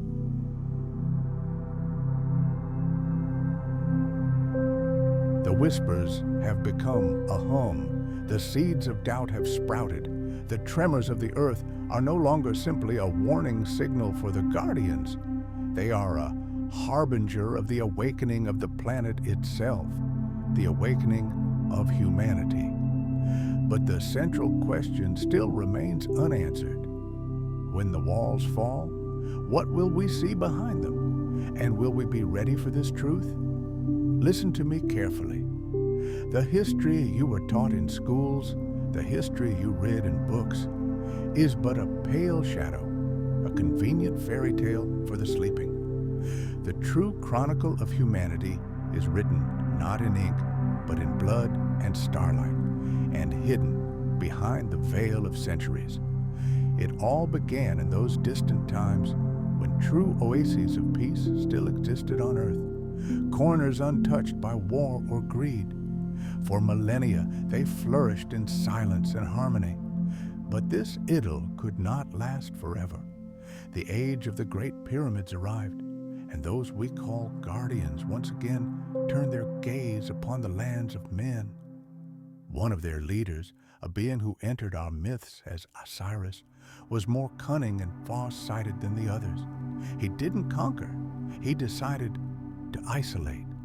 Imagine the ocean abyss, dark, cold, and there, far from prying eyes, not far from the islands that would later be named after his comrade Anubis, he founded a colony. He attracted people there, but with a single monstrous goal: to forever cut them off from memory, to ensure that they would never know of Lemuria or Atlantis.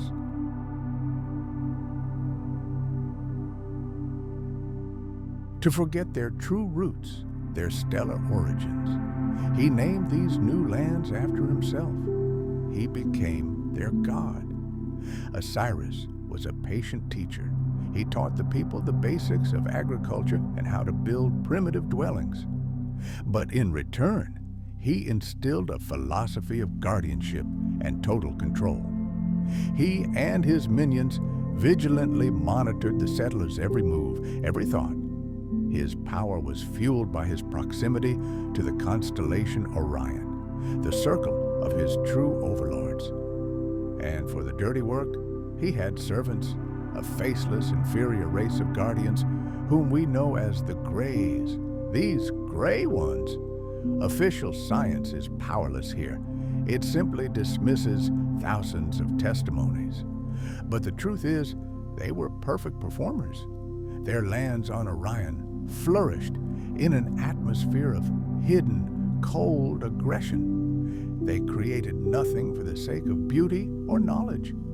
All their technologies were aimed at war, suppression, domination. The sole purpose of their existence was colonization. A similar fate befell the neighboring kingdom of Zeta Reticuli. Both these civilizations fell under the iron heel of the Anunnaki very early on. The Anunnaki saw the Greys as the perfect tool, dispassionate, devoid of emotion, frighteningly effective soldiers and scouts. It was they who the Anunnaki sent on countless expeditions into the darkest corners of the universe. They mapped, conducted covert operations, and kept conquered worlds in check, even the colony on Mars.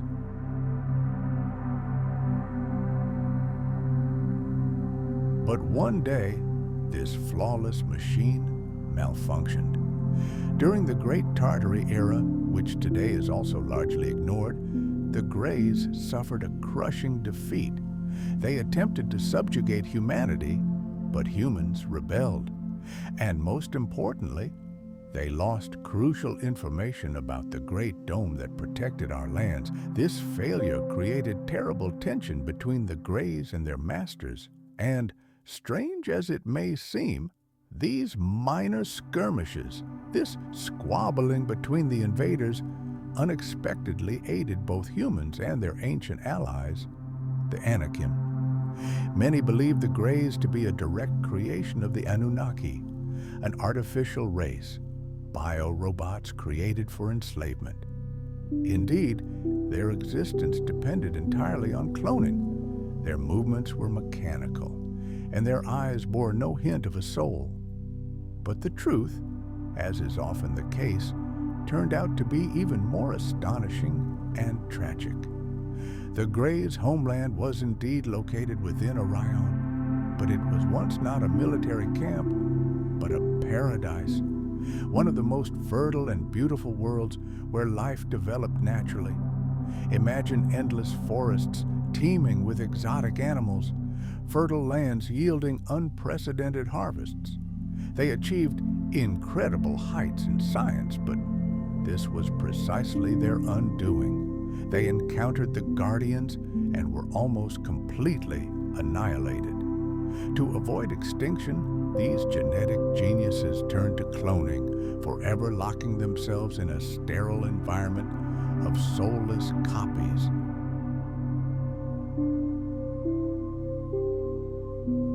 And by a cruel twist of fate, Their devastated paradise became the Anunnaki's first major conquest.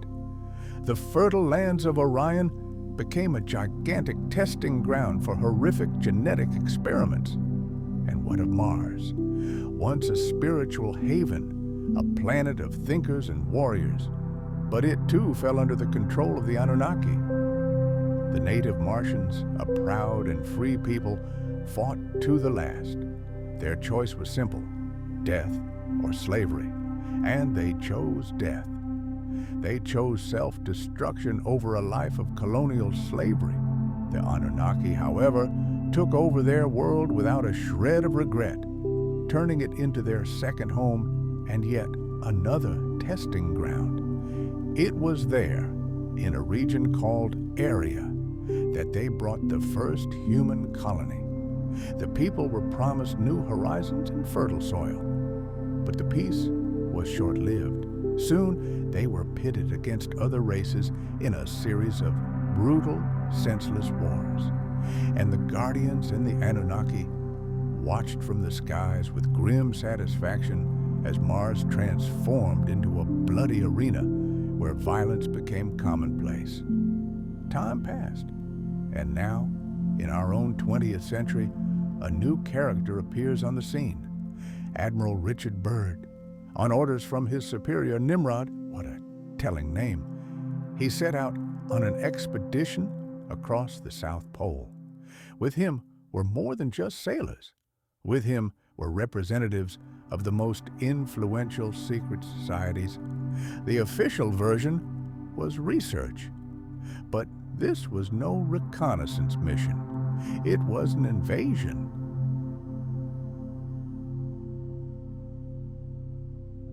Another attempt to establish control over the worlds lying beyond the icy wall. It is there, in the very heart of the hidden continent of Argyra, that the gateway to the lands of the Anunnaki lies. Today, there are no open wars there. Occasionally, certain people who have distinguished themselves in serving the Guardians are allowed to enter. It's a reward of sorts, and those fortunate enough to settle there report amazing things. Their bodies change. They live much longer. They know no disease. Their bodies are cleansed of the toxins and poisons of our so-called civilized world. And so one such man, William, sat on the seashore in that mysterious land. The waves lazily lapped the sand, and his gaze was fixed on the horizon where his home remained. The cool water was soothing, but his thoughts took him back to the past. The faces of his loved ones, many of whom were no longer alive, flashed before his eyes. He asked himself the same question. Did they think he was dead, lost in the mad pursuit of a dream? He left them a message, encrypted, secret, so they would know that he had not simply disappeared, but had found the true path.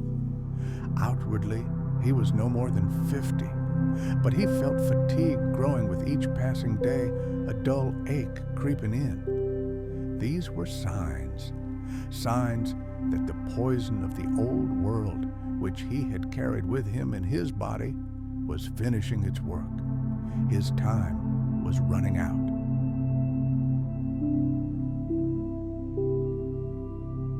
Looking at the fading sunset, he quietly asked the void, "Am I really going to die here, in these beautiful yet foreign lands?"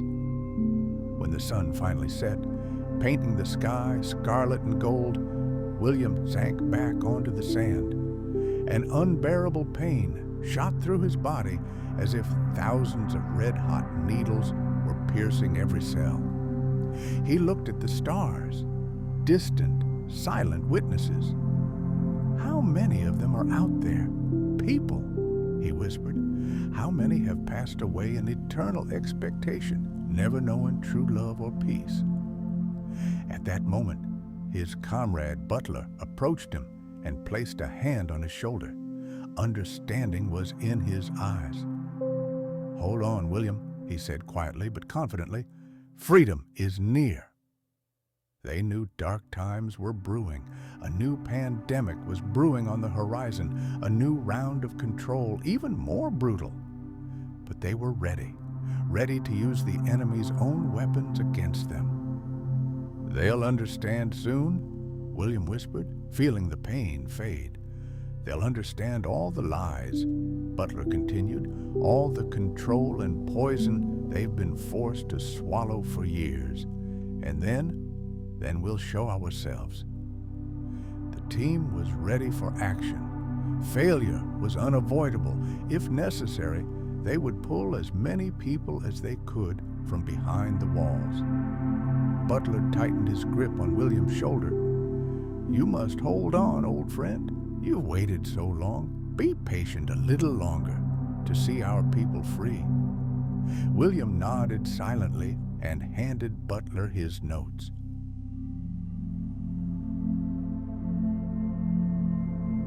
The diary he'd kept since leaving the United States. Pages filled with his travels, descriptions of wondrous hidden lands, and rare glimpses of true happiness. "Let these be my words for those left behind," he whispered.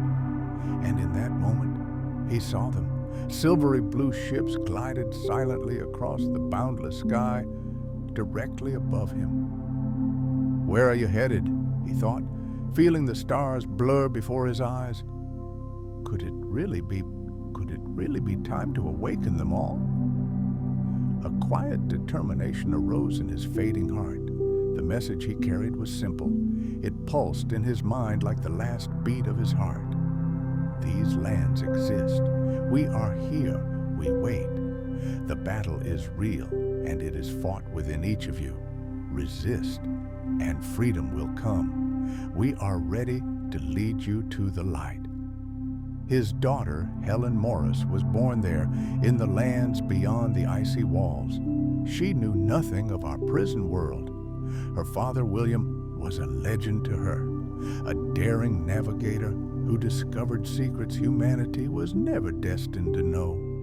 And now, Helen has taken a step forward. She has returned to the lands of her ancestors to protect her father's legacy. It's 9:15 in the morning. Helen Morris sits in a small gray room, filled with an oppressive silence. Around her are walled-in lands where humanity once thrived, now only echoes of its former glory. She looks at the gray faces of the people, their dull eyes, and realizes the cruelty of life here.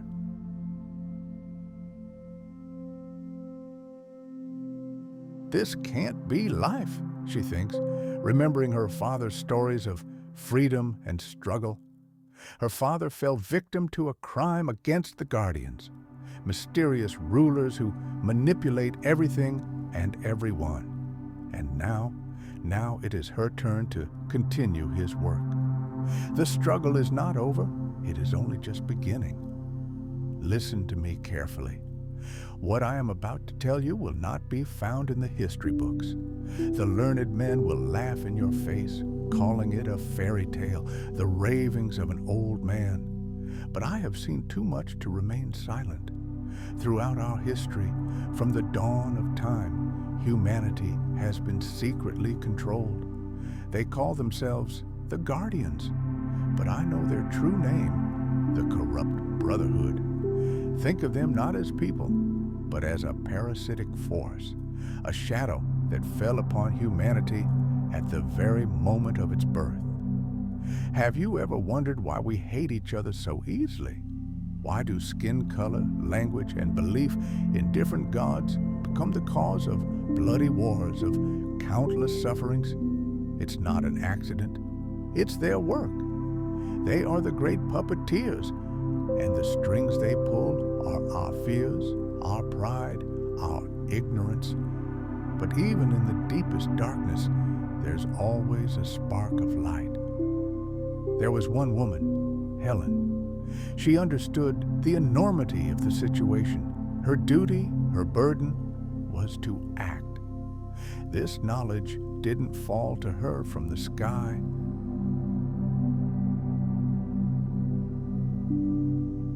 She inherited it from her father, and he, in turn, received it from Sheka, a giant, the last of an ancient race that remembered the world as it truly was. It sounds incredible, but listen. Sheka revealed the truth about other civilizations, about how our world is just one of many, and about what lies beyond the icy walls we consider the edge of the world. There, beyond the icy barriers, lay the lands of Terra Infinitum, the endless lands. Life there was different. It was filled with hope, faith in a future we can't even imagine. But even there, the Guardians' poison had poisoned their minds. Many residents were manipulated, forced to defend the version of history their captors had written for them. They forgot. They forgot the sacrifices of their ancestors, those who tried to break through the wall of lies. Like Helen's father, whose words became her guiding light. The only just cause in this world is freedom. The Guardians masterfully exploited our weaknesses. They sowed discord through what we call the news. They instilled fear to maintain their control.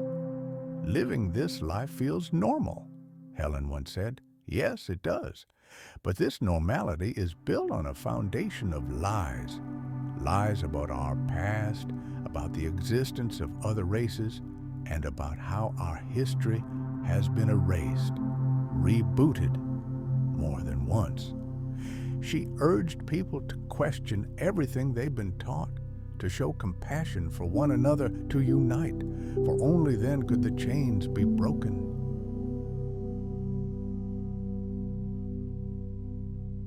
And when she returned to the lands her father had abandoned, she realized with horror that nothing had changed.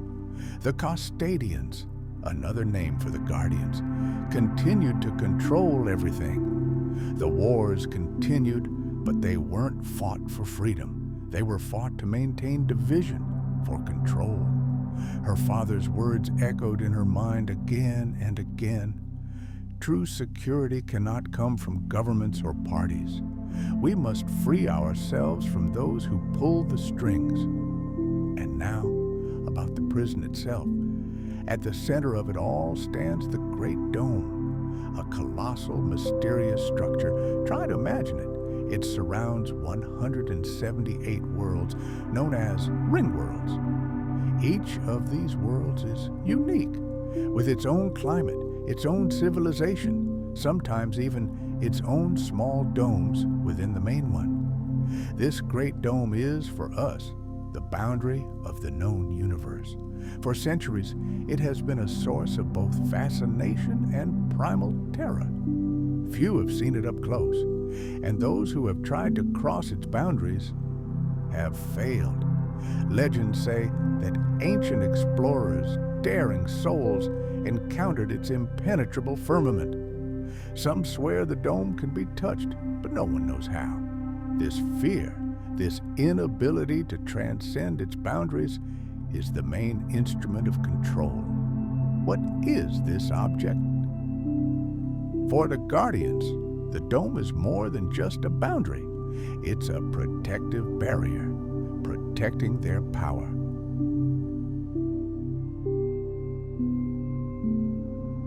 The very thought that some outside force could break through and destroy their prison haunts them. Even within the dome, travel between worlds is a daunting task.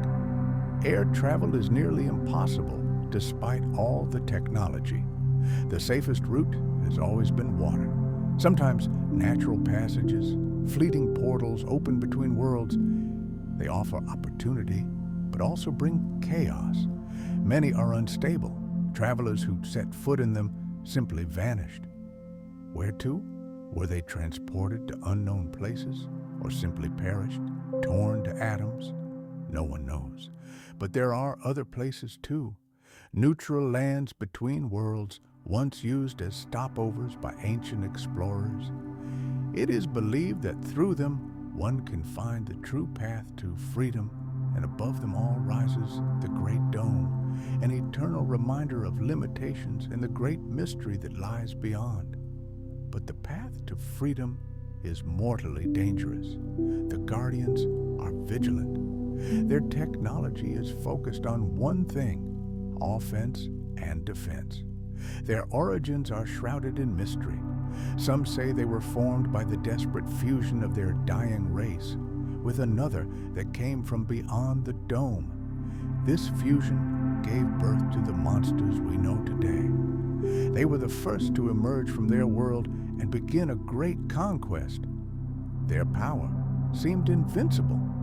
However, history remembers that they suffered defeat twice. And it was not humanity that inflicted this defeat on them, but another, even more powerful race.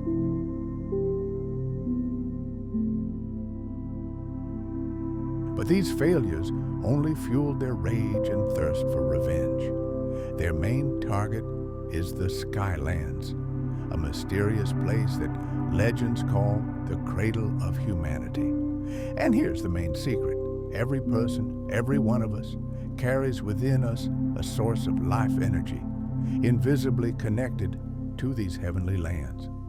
This connection makes us special, and it makes our final confrontation with the Guardians inevitable. With each reboot, with each erased cycle of history, their control became ever tighter and our lives ever more regimented. There was the Great War. Then humanity united with the giants against the Costodians, and they almost succeeded. They dealt a crushing blow. Even the enemy's main leader fell. But victory came at a high price. The Costodians managed to reset the system. They scattered human infants across the lands, children who grew up without knowledge of their true history, influenced by the Guardians' deceptive technologies. And just when it seemed things couldn't get any worse, the Anunnaki entered the picture. Another powerful race, 5-meter-tall giants with yellow-green, scaly skin and piercing eyes that glow in the darkness with yellow, red, or black fire.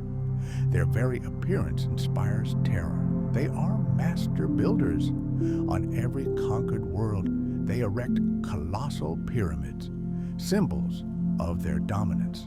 Their technology surpasses anything possessed by other races. They control nature itself, subjugating entire peoples.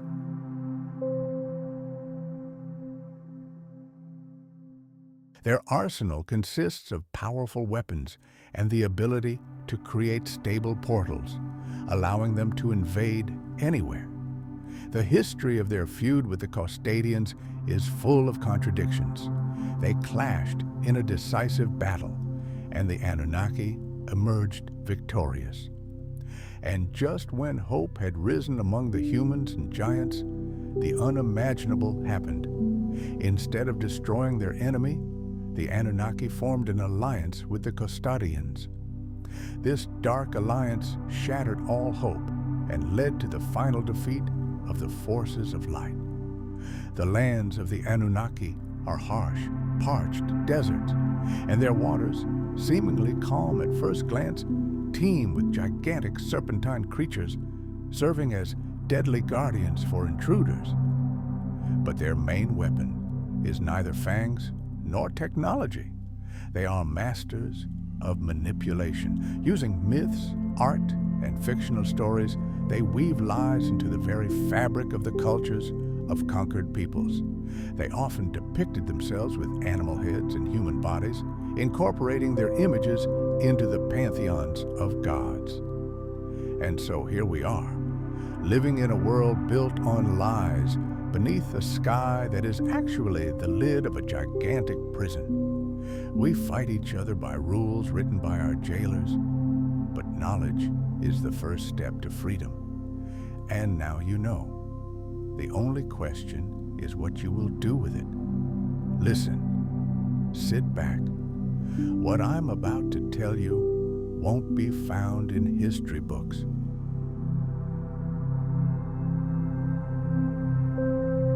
This is knowledge that has been hidden for centuries, erased from chronicles, turned into children's fairy tales.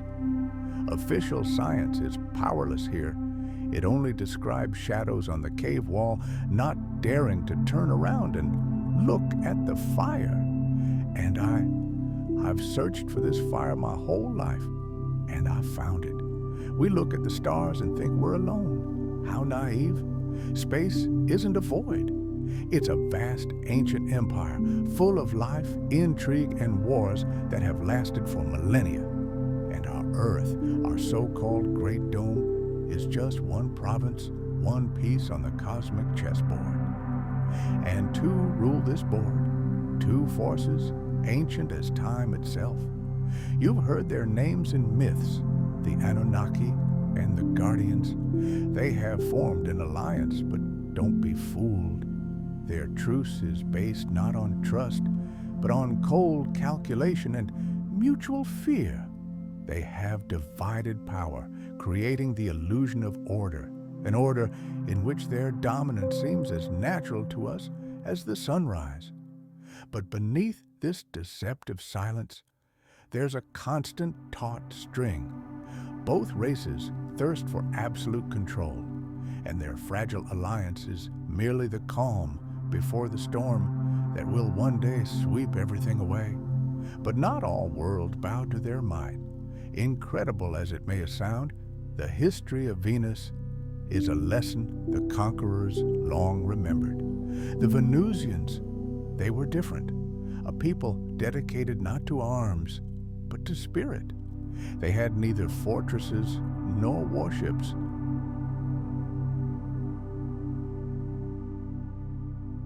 In the eyes of the brutal colonizers, the Castadians, they were easy prey. Confident in their superiority, the Castadians arrived on Venus, anticipating a quick and easy victory. But as soon as their boots touched Venusian soil, the planet came alive.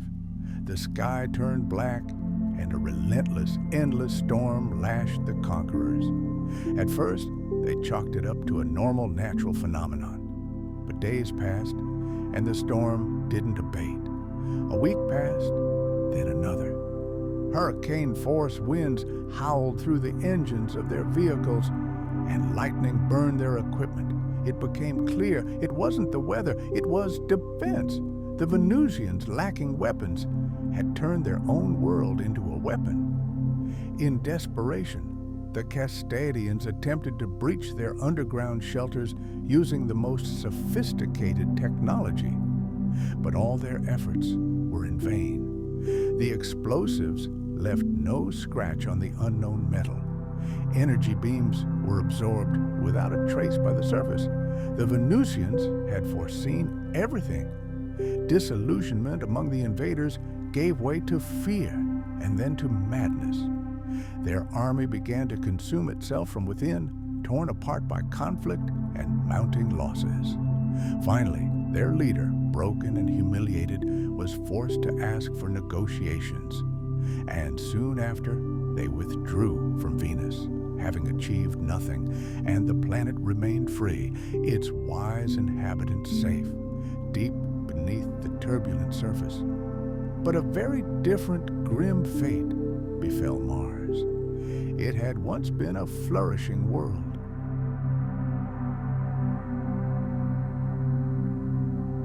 Its civilization valued unity and spiritual development above all else. But a shadow fell across its crimson horizon, the shadow of the Anunnaki, and with their arrival came war.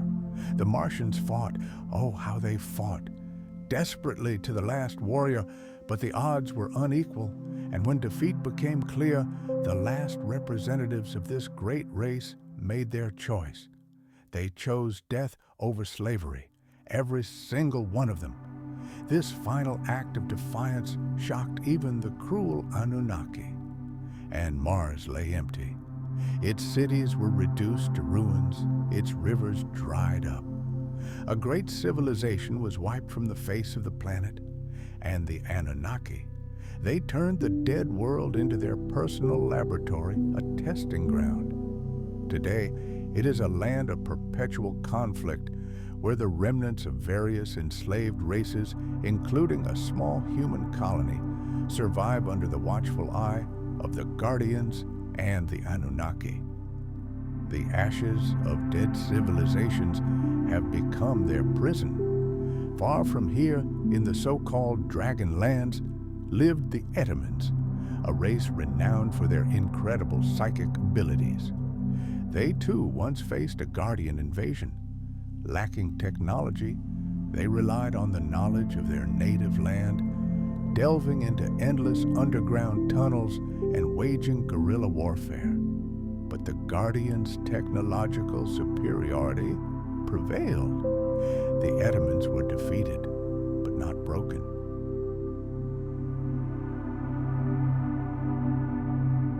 They rebuilt their lands, turning them into a hub of innovation, and forged alliances with other races such as the Greys of Orion. And though they now live in peace, they have not forgotten. They wait. And what of Neptune? Its world was harsh, icy winds, sandstorms, but the Neptunians adapted, building magnificent cities on the rare, fertile coastlines. When the Anunnaki arrived, they didn't bring war. They came smiling. They pretended to be allies, offering incredible technology in exchange for cooperation. But the Neptunians were distrustful, and for good reason. It was a trap.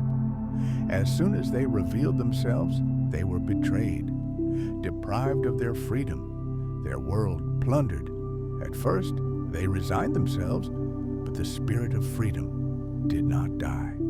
Soon, a rebellion broke out, turning the moon Triton into a bloodbath. Eventually, the Anunnaki retreated, leaving Neptune free but battered and scarred.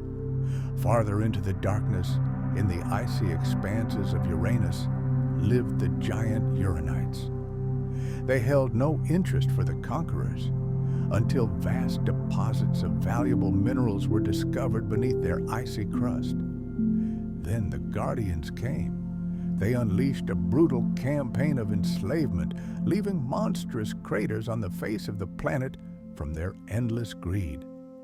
The Uranite civilization today is a mere shadow of its former glory. Look at Jupiter. Its worlds are diverse, its history rich. But that history is steeped in the blood and betrayal sown by the Anunnaki.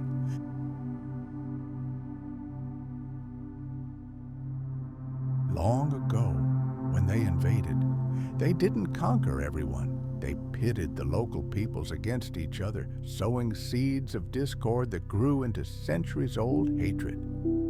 They created puppet governments on Ganymede, Callisto, and Amalthea, forcing them to wage endless wars so they could never unite and challenge the true puppeteers. And at the very heart of this system, in the closed territory of Metis, live only the Anunnaki themselves and their closest allies. And there, in secret laboratories, they create the most destructive weapons, strengthening their power. And then there were those whose stories became myth. Do you hear? The wind through the ruins carries the echoes of their songs. In the lands of Pegasus, a race of winged beings once flourished, the Lanteans. Imagine, beings with wings of living metal, peaceful explorers, not warriors. This was precisely their undoing. They became vulnerable to the Custodians. Trying to avoid war, they shared their technology, hoping for peace. But they were betrayed. Their knowledge and resources were stolen, and they themselves. Some say they were exterminated entirely. Others believe that remnants of this people survived, and their legends became our myths of angels who still inspire the oppressed to fight. But there are beacons of hope in this darkness. The Taurians of Aldebaran, tall, powerful creatures reminiscent of our mythical minotaurs. They once had a sinister reputation. They were predators, but they have changed.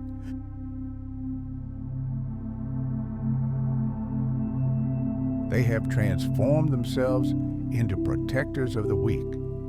Their incredible physical strength and spiritual growth have made them enemies of the rulers of the Great Dome. They are a symbol that even the darkest soul can find light. And then there are those who have never known submission, the Saturnians. Imagine colossi standing 14 meters tall, beings possessing not only advanced technology, but also incredible psychic abilities. When the Anunnaki attempted to invade them, they quickly realized the futility of their efforts. They were unable to conquer them. And then they offered cooperation, seeing the Saturnians as equals. But the wise giants refused. They did not support the Anunnaki's imperial plans, becoming a silent but formidable force of opposition, a force to be reckoned with. And finally, the Greys from Orion, small creatures with enormous eyes, brilliant scientists, and powerful psychics. They became a key tool in the hands of the Guardians. But their experiments on other races, especially humans, earned them a reputation as ruthless monsters. The cold glint of their intellect is devoid of compassion. Heartbreaking tales of abductions and genetic experiments are their mark on history. And although they are incredibly advanced, they are not omnipotent. In ancient times, during the era we call Tartary, they attempted to conquer Earth, but suffered a crushing defeat at the hands of a united army of giants and humans. They never forgave this.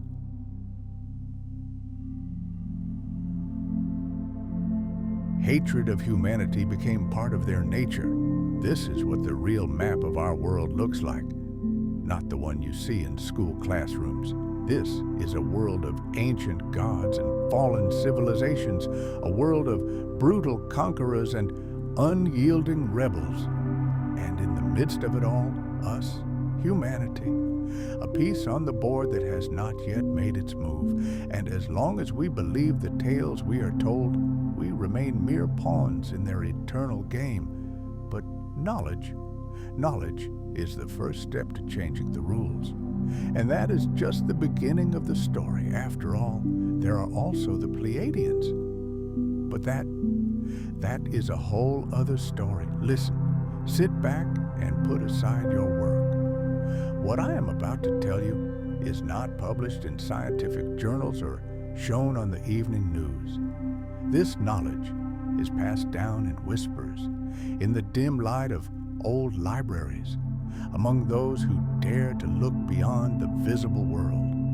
Long before our ancestors learned to kindle fire, wars raged in the cosmos, wars we have no idea about. Imagine beings, tall, woven as if from starlight itself. They are called the Pleiadians, spiritual sages whose sole purpose is to bring harmony and light. But even light has its shadow. Their story is the story of a great exodus. Legend has it that their ancestors, the few survivors of the titanic battle for Asgard, found refuge in the Pleiades star cluster. They brought with them the wisdom of the ages, but also wounds that will not heal. Their benevolence, alas, became their weakness.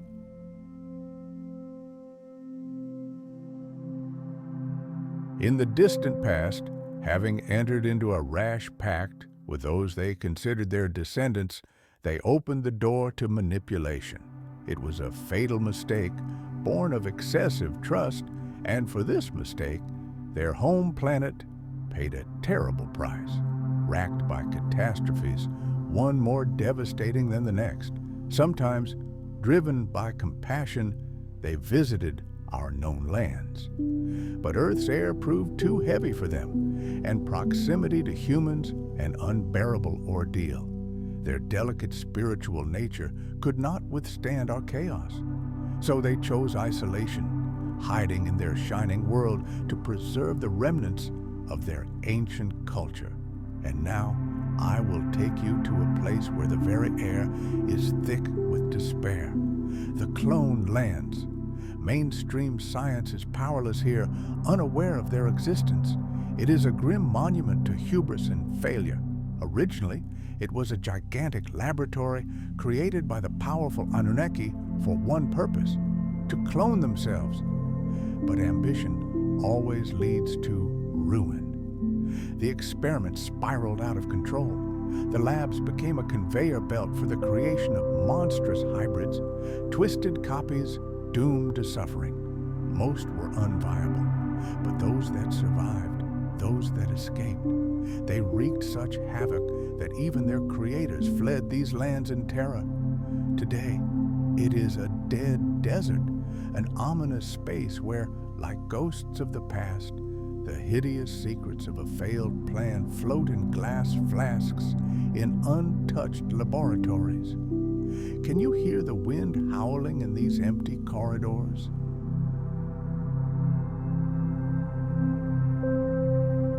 He sings a requiem for thousands of lost lives.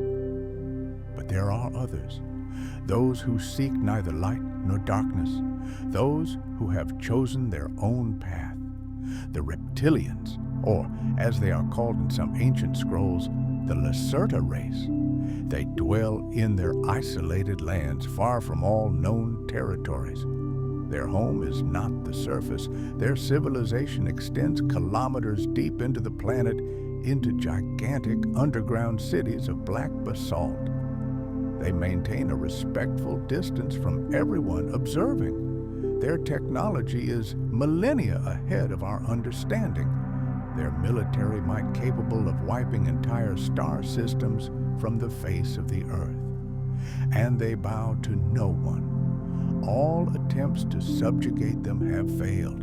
Occasionally, they make cautious contacts, but their true allegiance remains a mystery. It is a blade that can swing in either direction. Some sages suggest that in the great conflicts to come, they may side with the forces of light, but relying on this is like trying to guess the direction of the wind in the eye of a hurricane. The reptiles' true intentions are shrouded in impenetrable mystery. And now we come to the main point, the heart of this entire story, the celestial lands. It sounds incredible, but this place is real.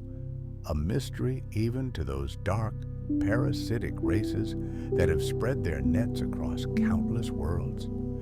They say these hidden lands are inaccessible to most mortals. They hold secrets waiting to be discovered.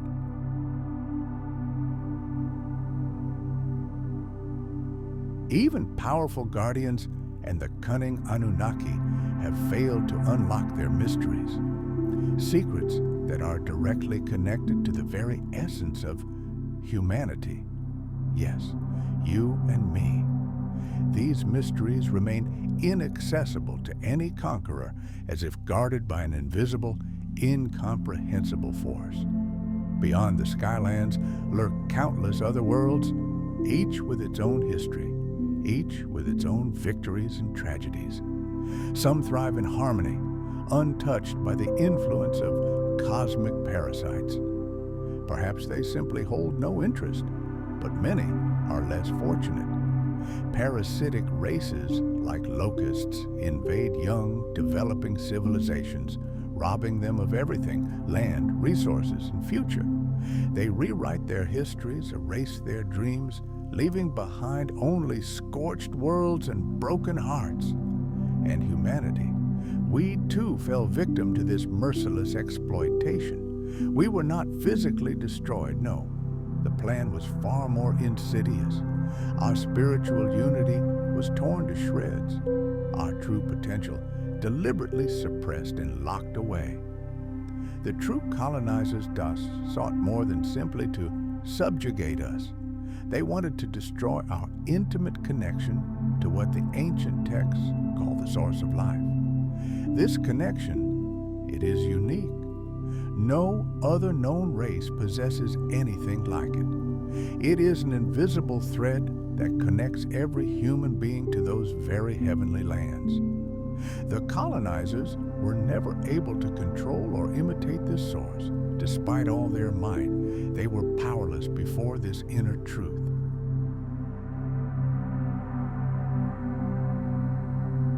And this struck a primal fear in them.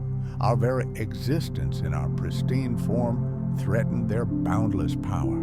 The physical chains of oppression may be heavy, but the spirit remains unbowed. Throughout the Great Dome, as our part of the universe is called, there are races that have fought back. They have persevered, they have survived, adapting to unimaginable conditions. Their example is a reminder to humanity, a reminder that hope lives even in the face of seemingly insurmountable odds. And the celestial lands are the ultimate symbol of this hope, untouched, untainted. They embody the purity of spirit we all strive for. The fact that the parasitic races have never been able to penetrate them only underscores their immense significance. These lands are the key to understanding what we have lost and what we can still regain. Perhaps the path to our freedom lies hidden there, a path we have not yet completely forgotten. And although the celestial lands are currently out of reach, their very existence reminds us of the power that slumbers within each of us. This power cannot be taken away. It can only be rediscovered. The three main colonizing races, the Guardians, the Anunnaki, and the Custodians, still hold humanity under their control. They use fear, deception, and endless manipulation to maintain their power. But their dominance will not last forever. Sparks of resistance are already smoldering in the hearts of those who believe in freedom.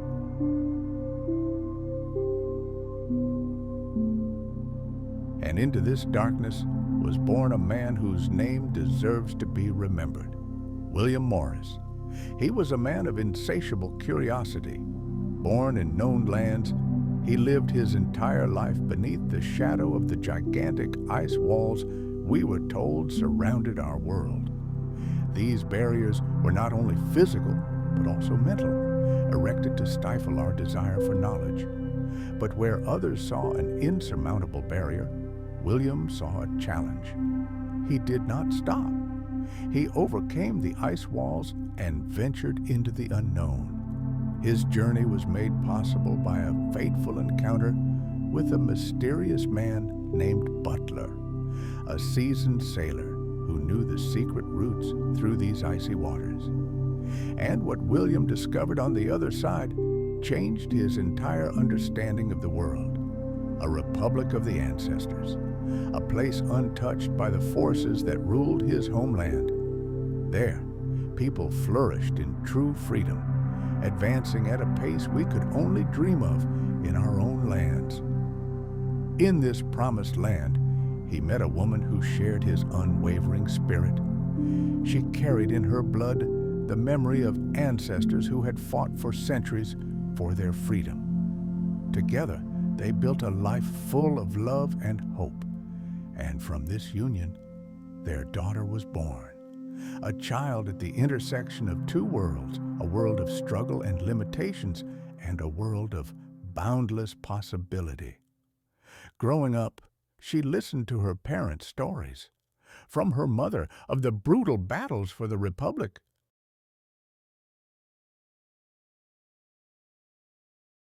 And from her father, of the mysterious lands beyond the ice, of humanity's great potential suppressed. They gave everything for freedom, her mother said with pride and sadness in her voice. And these words ignited an unquenchable flame in her daughter's heart. She dreamed of following in her father's footsteps, to bridge the gap between worlds and awaken those who sleep. For William was more than just a sailor. He was a warrior of the spirit, and Butler, head of the Republic's Naval Council, became his mentor. Together, they assembled a team of daring navigators and warriors. Their goal was almost insane to cross the polar ice caps and create a permanent route between worlds. This was more than just a gamble. It was a meticulously planned operation to save all of humanity. Their daring expeditions into the unknown became the first spark of the coming dawn, the dawn we have all been waiting for so long.